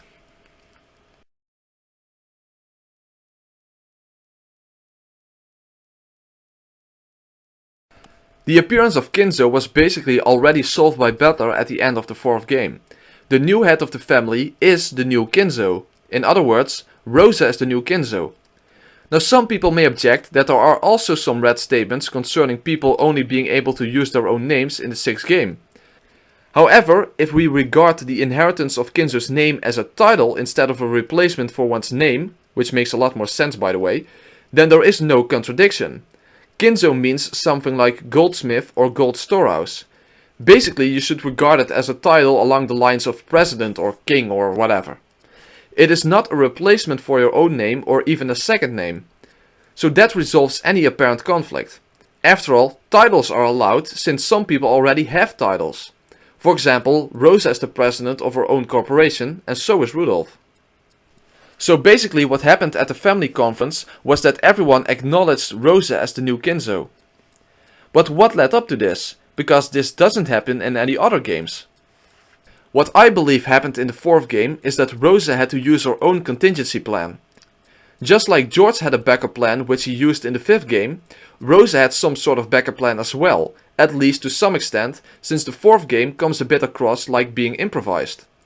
Kraus and Utsui were no longer capable of hiding the fact that Kinzo was already dead. The other family members were on to them and would not rest until their father would show himself or that Kraus and Utsui would admit that they had been hiding Kinzo's death. Since this would inevitably disrupt Rosa's plan to sneakily set up murder scenarios as she had planned, she decided to come clean herself and reveal that Kinzo had made her the new family head before he died and probably used Kinzo's ring as proof. Of course, she had no intentions of breaking off her ceremony. Only the epitaph could prevent that from happening. So she and Nanjo both drew a gun. Rosa probably did kill some people at this point so that no one would retaliate. So then, Rosa and Nanjo took everyone into the tunnel system under the island and kept them locked up there. But before that, Rosa had to give the appearance of magic to Battler and get him and Jessica out of the guest house. So she forced Kumasawa and Goda into making up a story of a magical shootout in the dining hall acted out by Kinzo. She would probably inform them that she had an accomplice in the guest house as well, so that they would not come clean after they were out of her sight. Moreover, the lives of the other family members and servants were in their hands, so they had no choice but to cooperate. This is what Will's solution refers to. Illusions to illusions, tales woven by the gold truth return to illusions. It is pressed on Battler to believe that something happened that actually didn't happen. Contrary to the other games where magic is merely implied by the circumstances, in this game Rosa has it done by witnesses that tell Battler that they saw magic. In other words, to make Battler believe in the existence of magic on the basis of other people's testimony. This is not merely done by Goda and Kumasawa, but later in the game by forcing Jessica and Kyrie to lie on the phone to Battler about magic.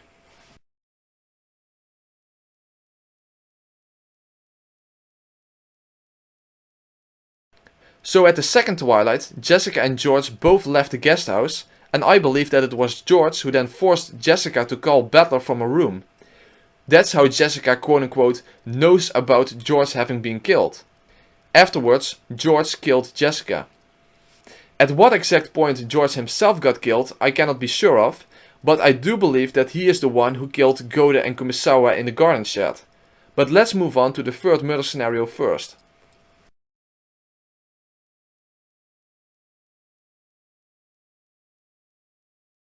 The answer to this murder scenario is very simple as well, although there are multiple possibilities of what caused the escape. Either this was planned and Rosa simply killed Nanjo as well, or Nanjo actually had problems with his conscience and released everyone. Rosa then chased after them and shot all of them. As I said before, the reason Cannon's corpse was missing had nothing to do with him being a personality of Shannon, but due to the simple fact that his corpse was at the bottom of the well, where Battler was unable to find him. After all, the red proves that he was the first in Kyrie's group to die. Quote, Cannon is dead. Among the 5 people in Kyrie's group, he was the first to die. In short, he was the 9th victim. So no incoherent canon stuff is required for this scenario, and the red simply means what it says. So basically, Rosa went on a killing spree and killed everyone apart from Kyrie, who had locked herself in a room. Unfortunately for her, Rosa had the key. Rosa then threatened Kyrie to make the phone call to Battler, where she told him to not doubt the existence of witches. You can basically infer that Kyrie was forced to do this, as there are bullet holes all around her in the floor, suggesting that Rosa shot close to her feet a couple of times to get her to cooperate.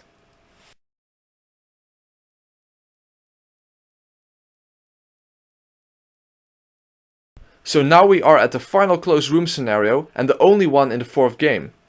Goda and Kumasawa are shot through their heads and hanged in the garden shed. The only key to the garden shed is inside Goda's pocket, making it a perfect closed room. Battler actually had to cut through the shutter in order to enter the garden shed. There he discovered the corpses and the garden shed key in Goda's pocket. At this point he had already confirmed everyone else's death, so there was no possibility of anyone hiding anymore. Will's solution is as follows. Illusions to illusions, earth to earth. When fiction is shut up inside a cat box, it becomes truth. This confirms, in my opinion, the solution that I had given in my original Umineko Explained video. And also proves that George's involvement becomes necessary to explain this scenario. Here is that solution. Jessica and George and Battler were told to lock up Goda and Kumasawa in the garden shed. Then George threw the key through the open window, which Goda then picked up. This is the fiction part, however. In other words, the culprit needed the garden shed key to later kill Goda and Kumasawa, yet he had to leave it behind in the shed as well to create a closed room murder. So this is my blue theory. George didn't throw the actual garden shed key through the window, instead he threw in another random key with the label switched. He later returned with the real key to kill Goda and Kumasawa. Now there is a difficulty here with whether or not the actual garden shed key was found by Battler when he forced his way into the garden shed when he discovered Goda and Kumasawa's corpses. Because Will's solution seems to suggest that fiction was placed inside the shed, but that it became truth due to it being a cat box, namely, is the key real or false? But it is pretty difficult to explain how George could have left the genuine key behind in Goda's pocket. In my original Umineko Explained video, I made a false assumption, namely that the shutter was an electric shutter, so that when you use the key to set it to lock, it takes some time to close, and if George had acted fast enough, he could have quickly slipped the key into Goda's pocket and then roll out under the closing shutter.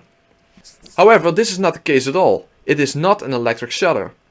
The way the shutter functions is that you manually put it down completely and then lock it from the outside. So the only thing I can think of is the window. After all, Battler never actually checked the window to see if it was locked. It is a general theme that windows cannot be locked from the outside, but that doesn't mean that they cannot be closed from the outside. There's a difference between merely shutting a window and locking a window. So the window could have been closed but left unlocked. And in case the window would not be big enough for George to squeeze through, he could simply have used a wire to place it in Goda's pocket and then close the window but leave it unlocked. But if it's okay that the key Battler discovered was not the real garden shed key but instead the key with the switch label, then there would be no problem at all, of course. However, Will's solution does seem to imply that the key that Battler found was the real one. Another thing that I want to add here is the following. Was it ever likely that Cannon could have committed this murder? Could she really have hung Goda from the ceiling, someone who is constantly referred to as big and heavy, when Cannon couldn't even carry bags of fertilizer in the first novel? But it would be a quite different story for a martial artist like George. I also don't see how you can explain this scenario without George's involvement, since he was the one who threw the key through the window. And Goda throwing the key back out for the killer is also not that likely. Moreover, in what sense then are we dealing with fiction shut up inside a cat box? So now all that's left to explain are the deaths of George, Maria and Rosa herself.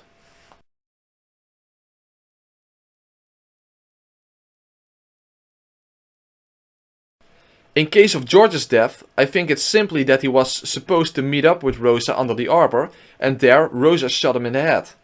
And that's where Battler found him before his big confrontation with Beatrice on the balcony of the mansion.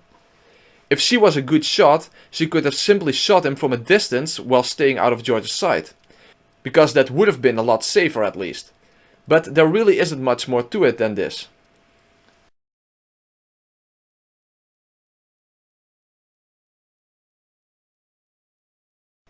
After Battler found George, he met up with Rosa at the mansion, who was wearing a pretty simple Beatrice disguise.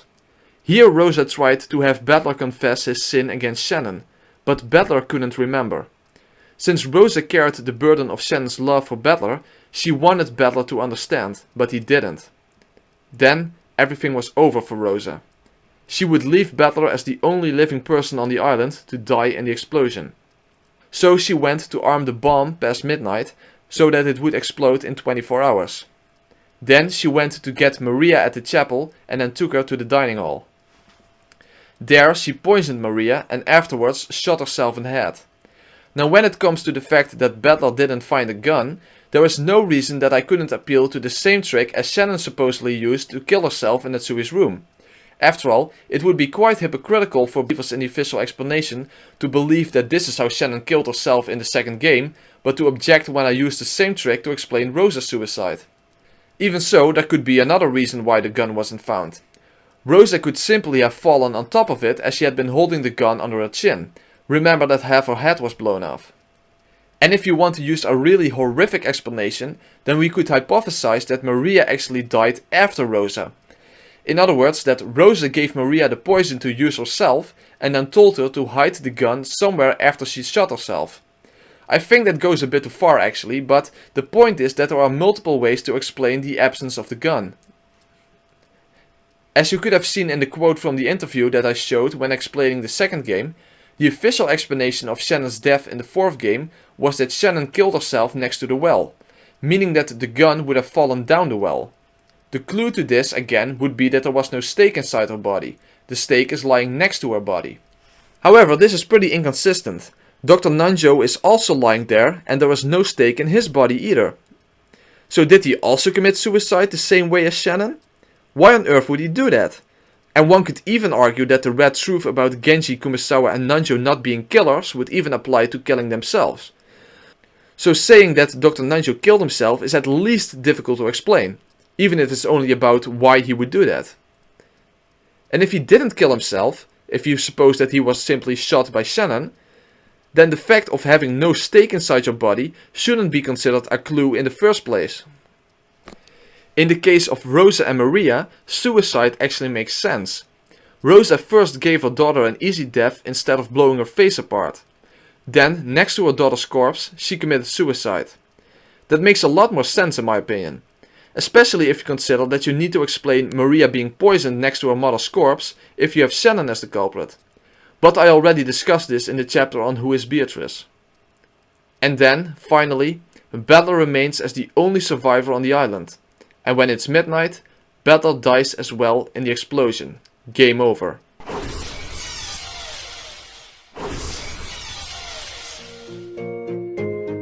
So, now it's all over. Here ends my explanation of the murders of Umineko. I have explained all three factors. The whodunit, the howdunit and the whydunit. I have demonstrated at the very least that another explanation exists inside the cat box apart from the official explanation. But I think I did more than that. Given the impossibility of the Shannon theory, the inconsistencies and a conflicting red statement regarding Shannon as Beatrice, and yet another conflicting red statement that I haven't yet discussed, the problematic solutions to the murders given the official explanation, and the arbitrary nature of randomly invoking accomplices without evidence, I am forced to conclude that the official explanation has never been an option in the first place. So if one would open the cat box, whatever one would find there inside, at the very least the official explanation would not be it. I started this video with a very bold assertion, that the official explanation is a lie. So now I have given you almost all the evidence against the official explanation and demonstrated that a consistent and plausible alternative explanation exists. So you have to make a decision. Either Ryukishi made a horrible blunder, screwing up his own story and going against his own rules without him realizing it. Or he is very much aware that this official explanation is wrong and that he never meant it to be the truth behind the story to begin with. But as you have noticed throughout the video, at certain points I had left certain things not discussed. I haven't given you all the evidence against the official explanation and in favor of my explanation yet. Because if I'm right that Ryukishi is hiding the truth of the story behind the false Shikanentry's explanation, then probably certain hints should be found in both the story and in interviews. This is what is called whistleblowing. So in the next chapter I'm going to explain how you could have known that the official explanation was never meant to be the truth in the first place, and also why Ryukishi would be lying about the truth behind the story.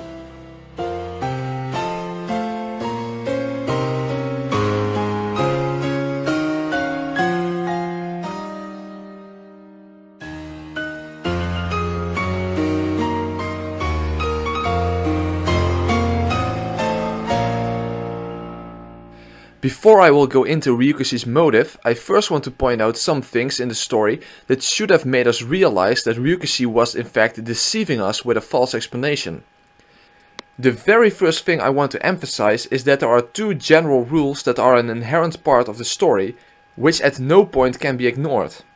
Those are the absolute reality of the red truth and the subjective or magical perspective, in which many things we are shown as the viewer do not actually take place or are misrepresentations of what actually happened.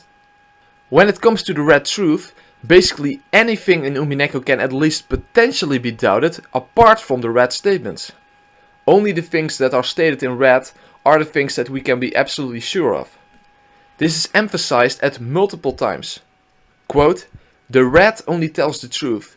The red is absolute, a perfect truth, which no one can overturn no matter how hard they try. The red truth is simply truth, and there is no need to provide evidence, proof, or room for a counter-argument. You can't trust anything. You can't trust any words that aren't read. There exists no one whom you can trust."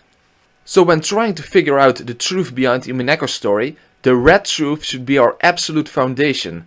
Everything else, and I mean everything else, is built on top of that. What we place first on top of that foundation is what we can be reasonably certain of, or what we need to assume in order to make any sense of the story. And that would be the objective perspective of the island version of Battler. Even though we cannot be absolutely 100% sure whether or not Island Battler's perspective really is completely objective and true, we do have good reasons for believing this to be so. Moreover, we kind of need to believe this, or else we lose all context to base our deductions upon, making it impossible to form any theories at all. So basically, without the detective's authority, there is no sense in trying to figure out the truth anyway. So it's essentially a necessary assumption and a very logical one. So this should be our basis for finding out the truth, and this is the basis that I used throughout this video. My entire theory is built upon this foundation. If anything, and I mean anything at all, conflicts with this basis, it should by definition be rejected, or the theory would have to be adjusted. The second inherent rule to Umineko is that of the subjective perspective or magical perspective. For the most part, the reader is being deceived in these scenes. The author is essentially lying to his readers about what is happening, and it's the reader's job to see through the curtain of deception to find the real truth behind it. So in essence, we have the foundation of red truth and the objective perspective, and the fact that throughout the entire story we may be lied to by the author in any scene that is not confirmed on the basis of our foundation. The subjective perspective can be a complete lie, but some parts may also be symbolic representations of what really happened. So the first thing I want to make clear regarding my theory that the official explanation is a lie is the fact that being lied to by the author is an inherent part of the story. Seeing through the deception is what the reader is called to do from the very beginning. The question then becomes, where does this come to an end? So the difference between my position and the position of the believers in the official explanation is that the believers in the official explanation believe that the deception on the author's part ended near the end of the story, or at least at the end of the story. My position is that this deception endures throughout the entire story until the very end, and even continues after the story ended in interviews with the author. So the difference in these two positions is the extent and duration of the deception. Basically, my position is that we even need to weigh the author's word against the foundation of the Umineko story. What comes down to the fact that the author has to declare the truth in red, or else we cannot be sure if he is telling us the truth or not. And therefore we should solely base what we believe the truth to be on the actual evidence from the story itself. Or to phrase it in another way, the author's words should basically be regarded as purple statements. They may be absolute truth like the red, since he is the author, but if he's a deceiver, then even though his words may seem like absolute truth, he is basically allowed to lie, if you know what I mean. The position of the believers in the official explanation essentially comes down to that the white text from the magical perspective, coupled together with what the author said in interviews, trumps the red truth and even determines how the red truth needs to be interpreted, rather than the other way around. And by doing that, you are basically setting yourself up for being deceived, because you lose the objectivity that is given to you as a rule in the story, and even a game designer needs to play by his own rules. Another thing is that the concept of a deceitful author is actually part of the story itself. namely the witch Aurora or her human form Toya Hachio. Now I believe that Toya at least in part represents Ryukishi himself, namely the author of the Umineko novels, which Toya is as well, supposedly. After all, it is part of Enji's perspective that Toya knows the real truth but is hiding this throughout several forgeries. In other words, deception or misrepresentation which obscures the truth. In the final novel, Toya is about to present the real truth to the public, teases them with it, but then decides to not actually show the truth to the public anyway. This truth is in the form of Eva's diary, which only Enji gets to read, but which is obscured to the readers. Moreover, she lied to Enji on multiple occasions as well. Neither she nor Bernkastel really have Enji's best interest in mind. Toya is basically a deceptive author. When it comes to the seventh novel, in which much of the truth is revealed, this is done in a deceitful fashion and this is even plainly admitted. Also, contrary to the previous novels, this is the first novel without an objective observer. Moreover, neither Enji nor Battler seems to experience this. It is only something that is experienced by the viewer through fictional characters, namely Leon, Wild H. Wright and Claire. Also, the truth is revealed cryptically, especially the whodunit. And, as I said, we are literally told that the seventh novel was specifically written in such a way that people who did not already had come to an understanding regarding Beatrice would be deceived. When it comes to the official explanation, which for the most part came from the seventh novel, the sixth novel and interviews with Ryukishi, the evidence against that explanation being really the truth has been in our faces throughout the entire story. Apart from the first and the last novel, all novels contain lethal evidence against the Chicanentries explanation. The second, third and fourth novels all contain red statements confirming that Shannon and Cannon are two separate persons, and the fourth one shows that Beatrice and the person Battler sinned against are not the same person. The fifth novel showed how Shannon and Cannon appeared at the same time from an objective perspective, and the sixth novel gave us the key to unlock the proof from the earlier novels, namely the definition of the word people. Also, the sixth novel contained a hint that we should have been looking for an alternative explanation to the logic error, which I will come back to later. We are also twice forewarned that Shannon is not Beatrice. As I said just now, the red statement in the fourth novel that Battler's sin was not against Beatrice, but also how the seventh novel actually begins. In the beginning of the seventh novel, we see a scene in which a servant girl is falsely accused of being a murderer, and Will destroys this possibility by the red statement, "It's forbidden for a servant to be the culprit." Also, the issue is that the servant girl had no motive. So basically, after the intro, the rest of the novel should be regarded as a improved false accusation towards the servant girl, in which the attempt is made to provide the servant girl with a motive. But if we had actually paid heed to Will's red truth, which cannot be overcome since it's absolute, instead of trying to work around that red statement, which is exactly what Ryukishi expected people to do, as I will address later on, then we would have known that even though it might have seemed that Shannon was Beatrice and the true culprit, we already had the evidence that a different interpretation was required. But most ironically, and probably the most brilliant mindfuck on Ryukishi's part, is that we are literally told that Rosa is the culprit, but nobody would believe that, which is extremely understandable, because this happens within the subjective perspective. I'm referring to the second novel in which Cannon tells us who killed him and Jessica. カノンさん、傷口に手を当ててしっかり押さえてください。使用人室に運びましょう。ゴーダ、ローザ様たちに報告を。はい。待ってください。ローザ様にはダメ。犯人はローザ様。どういう意味なの、カノン君。今はいい。早く使用人室へ運ぼう。はい。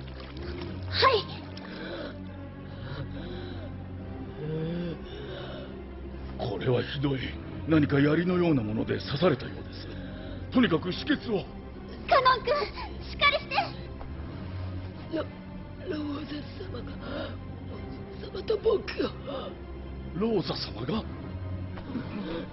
そんなことだとしたらバトラ様やジョージ様も危険なのでは。早く何とかしないと。でも刺激しなければローザ様もむやみには。あいつは言ったよ。僕たちを皆殺しにすると。何ですと。あいつは僕たちを全員殺す。僕が先に殺されたようにみんなも殺される。殺される。殺される。 And also we are told by Maria that when she is fighting Shannon and Cannon in the 6th novel, that she will kill them without mercy, just like her mother killed the others.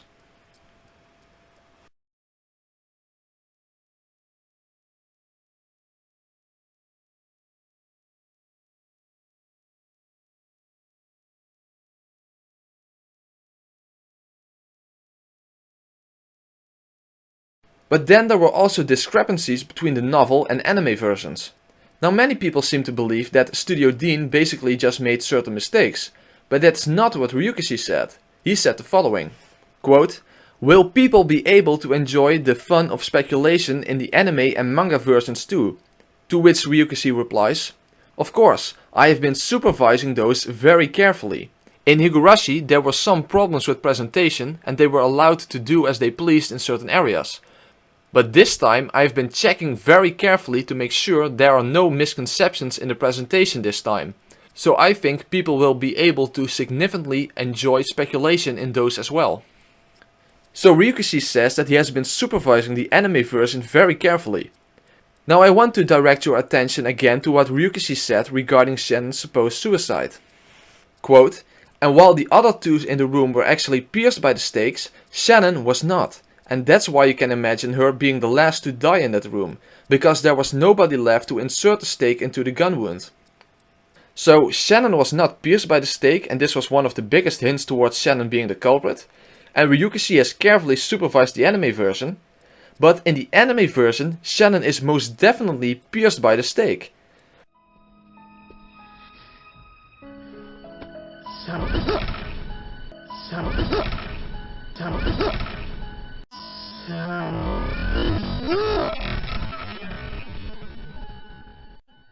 Wasn't she supposed to have killed herself using the gun on a string trick?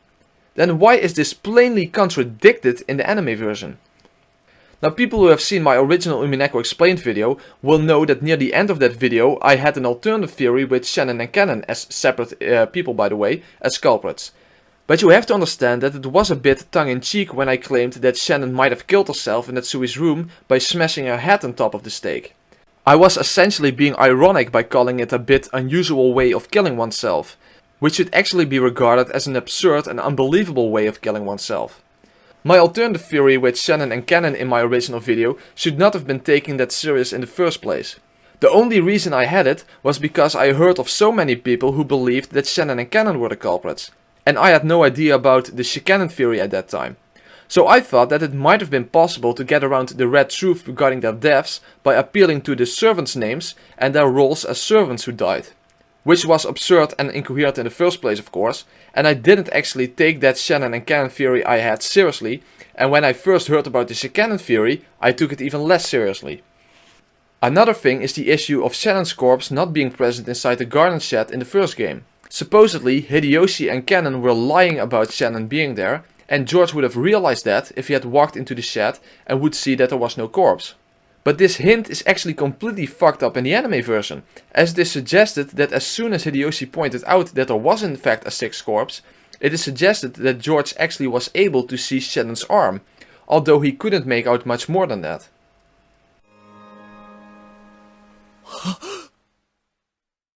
Another thing is that the boiler room scenario, which would be one of the best hints for Cannon's guilt, is not even ever discussed in the anime version. And Shannon lying next to the well without the stake on her body, that's also completely left out. Basically, where is the supposed evidence for the official explanation in the anime version? So why are the most important things left out or even actually contradicted if Ryukishi carefully supervised the anime version to prevent such problems? Or are these discrepancies there on purpose? And what is also very interesting is that Rosa looks extremely similar to Beatrice in the anime version. There's a much bigger difference in how they look in the novel version. In fact, the similarities between Rosa and Beatrice were one of the first things that originally led me to believe that they were in fact the same person. Because I watched the anime version first before reading any of the novels. So in the end, there were plenty of reasons to believe that the official explanation was a deception. So now the only thing left is Ryukishi's motive. Why did he deceive his readers into believing a false explanation? In order to understand Ryuki's motive, let me read a couple of interview quotes. Quote, "Somebody who writes everything including the solution is sure to gain the praise of the readers." To which Ryuki responds, "I'm not so sure about that. I liked it better when I didn't know everything. Knowing everything kinda ruined it. There are many novels like that. That is why, when I'm asked whether or not I would reveal the truth on the fan disc, I answer, I don't really want to do that." And another quote, "Well, maybe I didn't think of an all-out spoiler." And Ryuki says, "Doing that is also rude towards the people who arrived at the truth. I also wanted to write a story where you can only get to the truth by reading it for all those people who kept on thinking.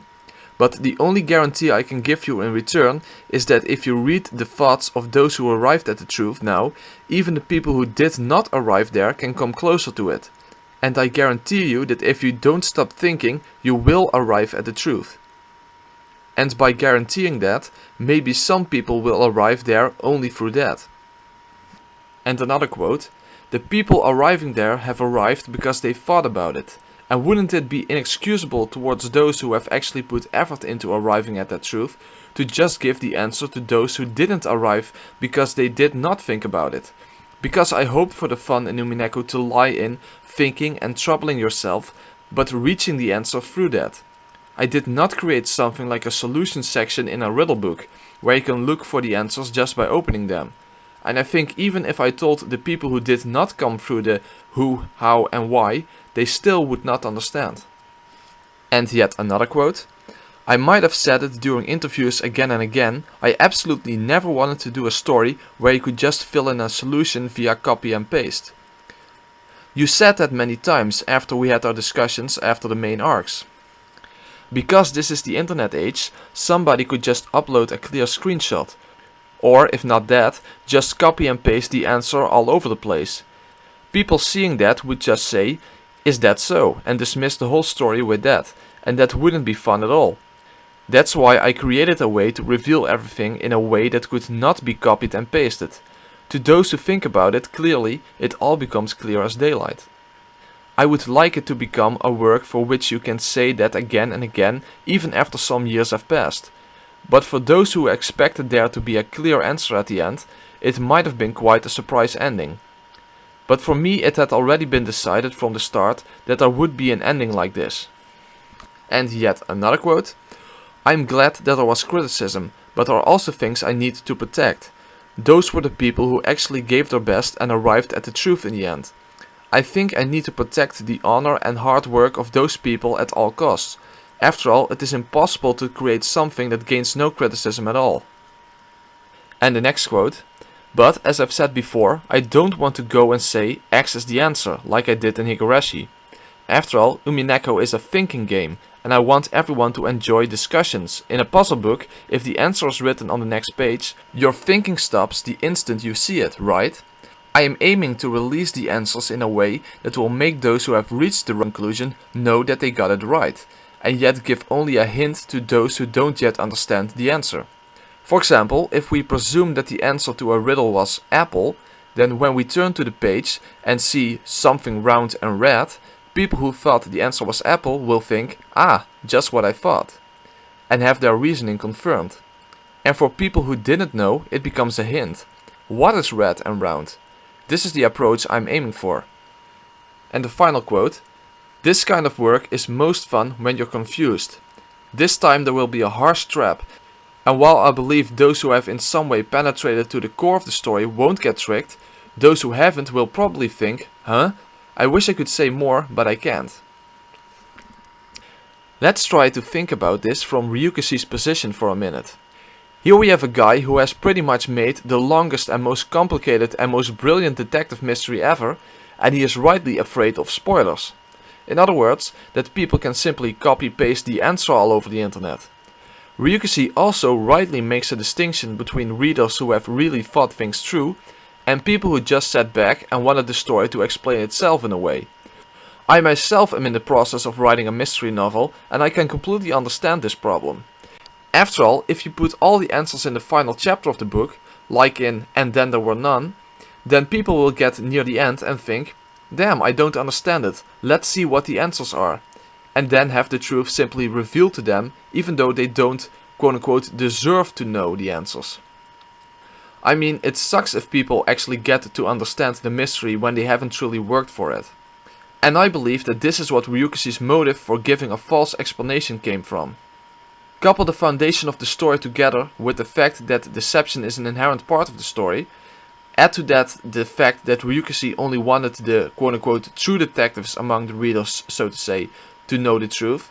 And I think we have found the reason why the official explanation is impossible, implausible and incoherent, while in fact a coherent and plausible theory does actually exist in its place.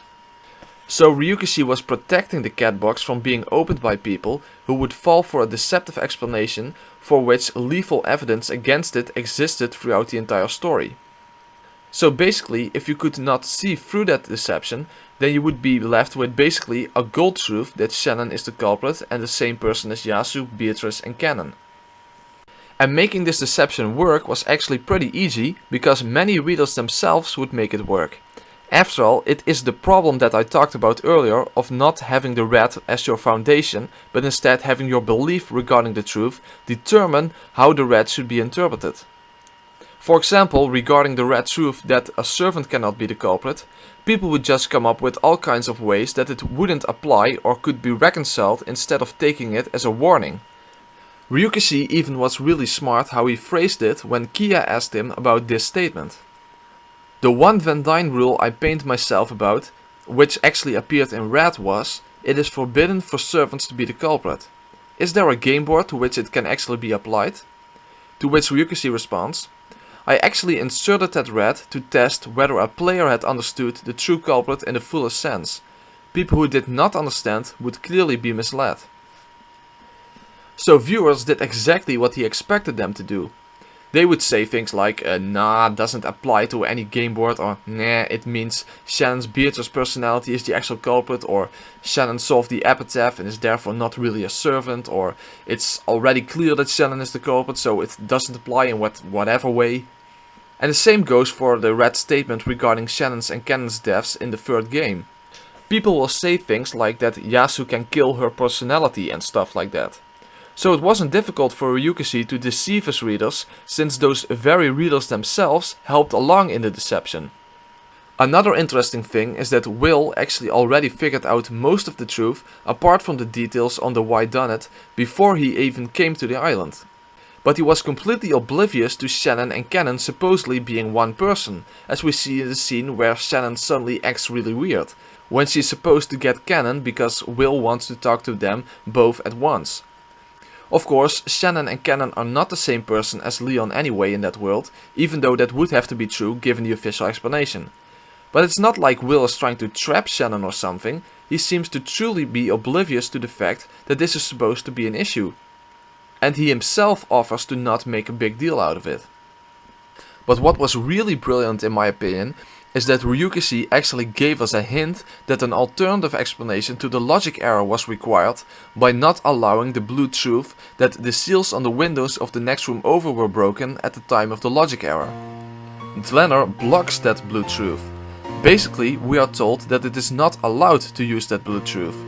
So you need to explain the mystery without it. So if you would have taken that as a hint, anyone could have realized that there was in fact an alternate explanation. But now there is probably a question on everybody's mind. Namely, if the official explanation was a deception to protect the cat box, then what about Umineko Our Confession? Why does it even exist then? Doesn't it reveal that Shannon, Canon and Beatrice are the same person, and also explains many of the tricks? And that there were in fact many accomplices? Or does this little booklet actually serve a very different purpose?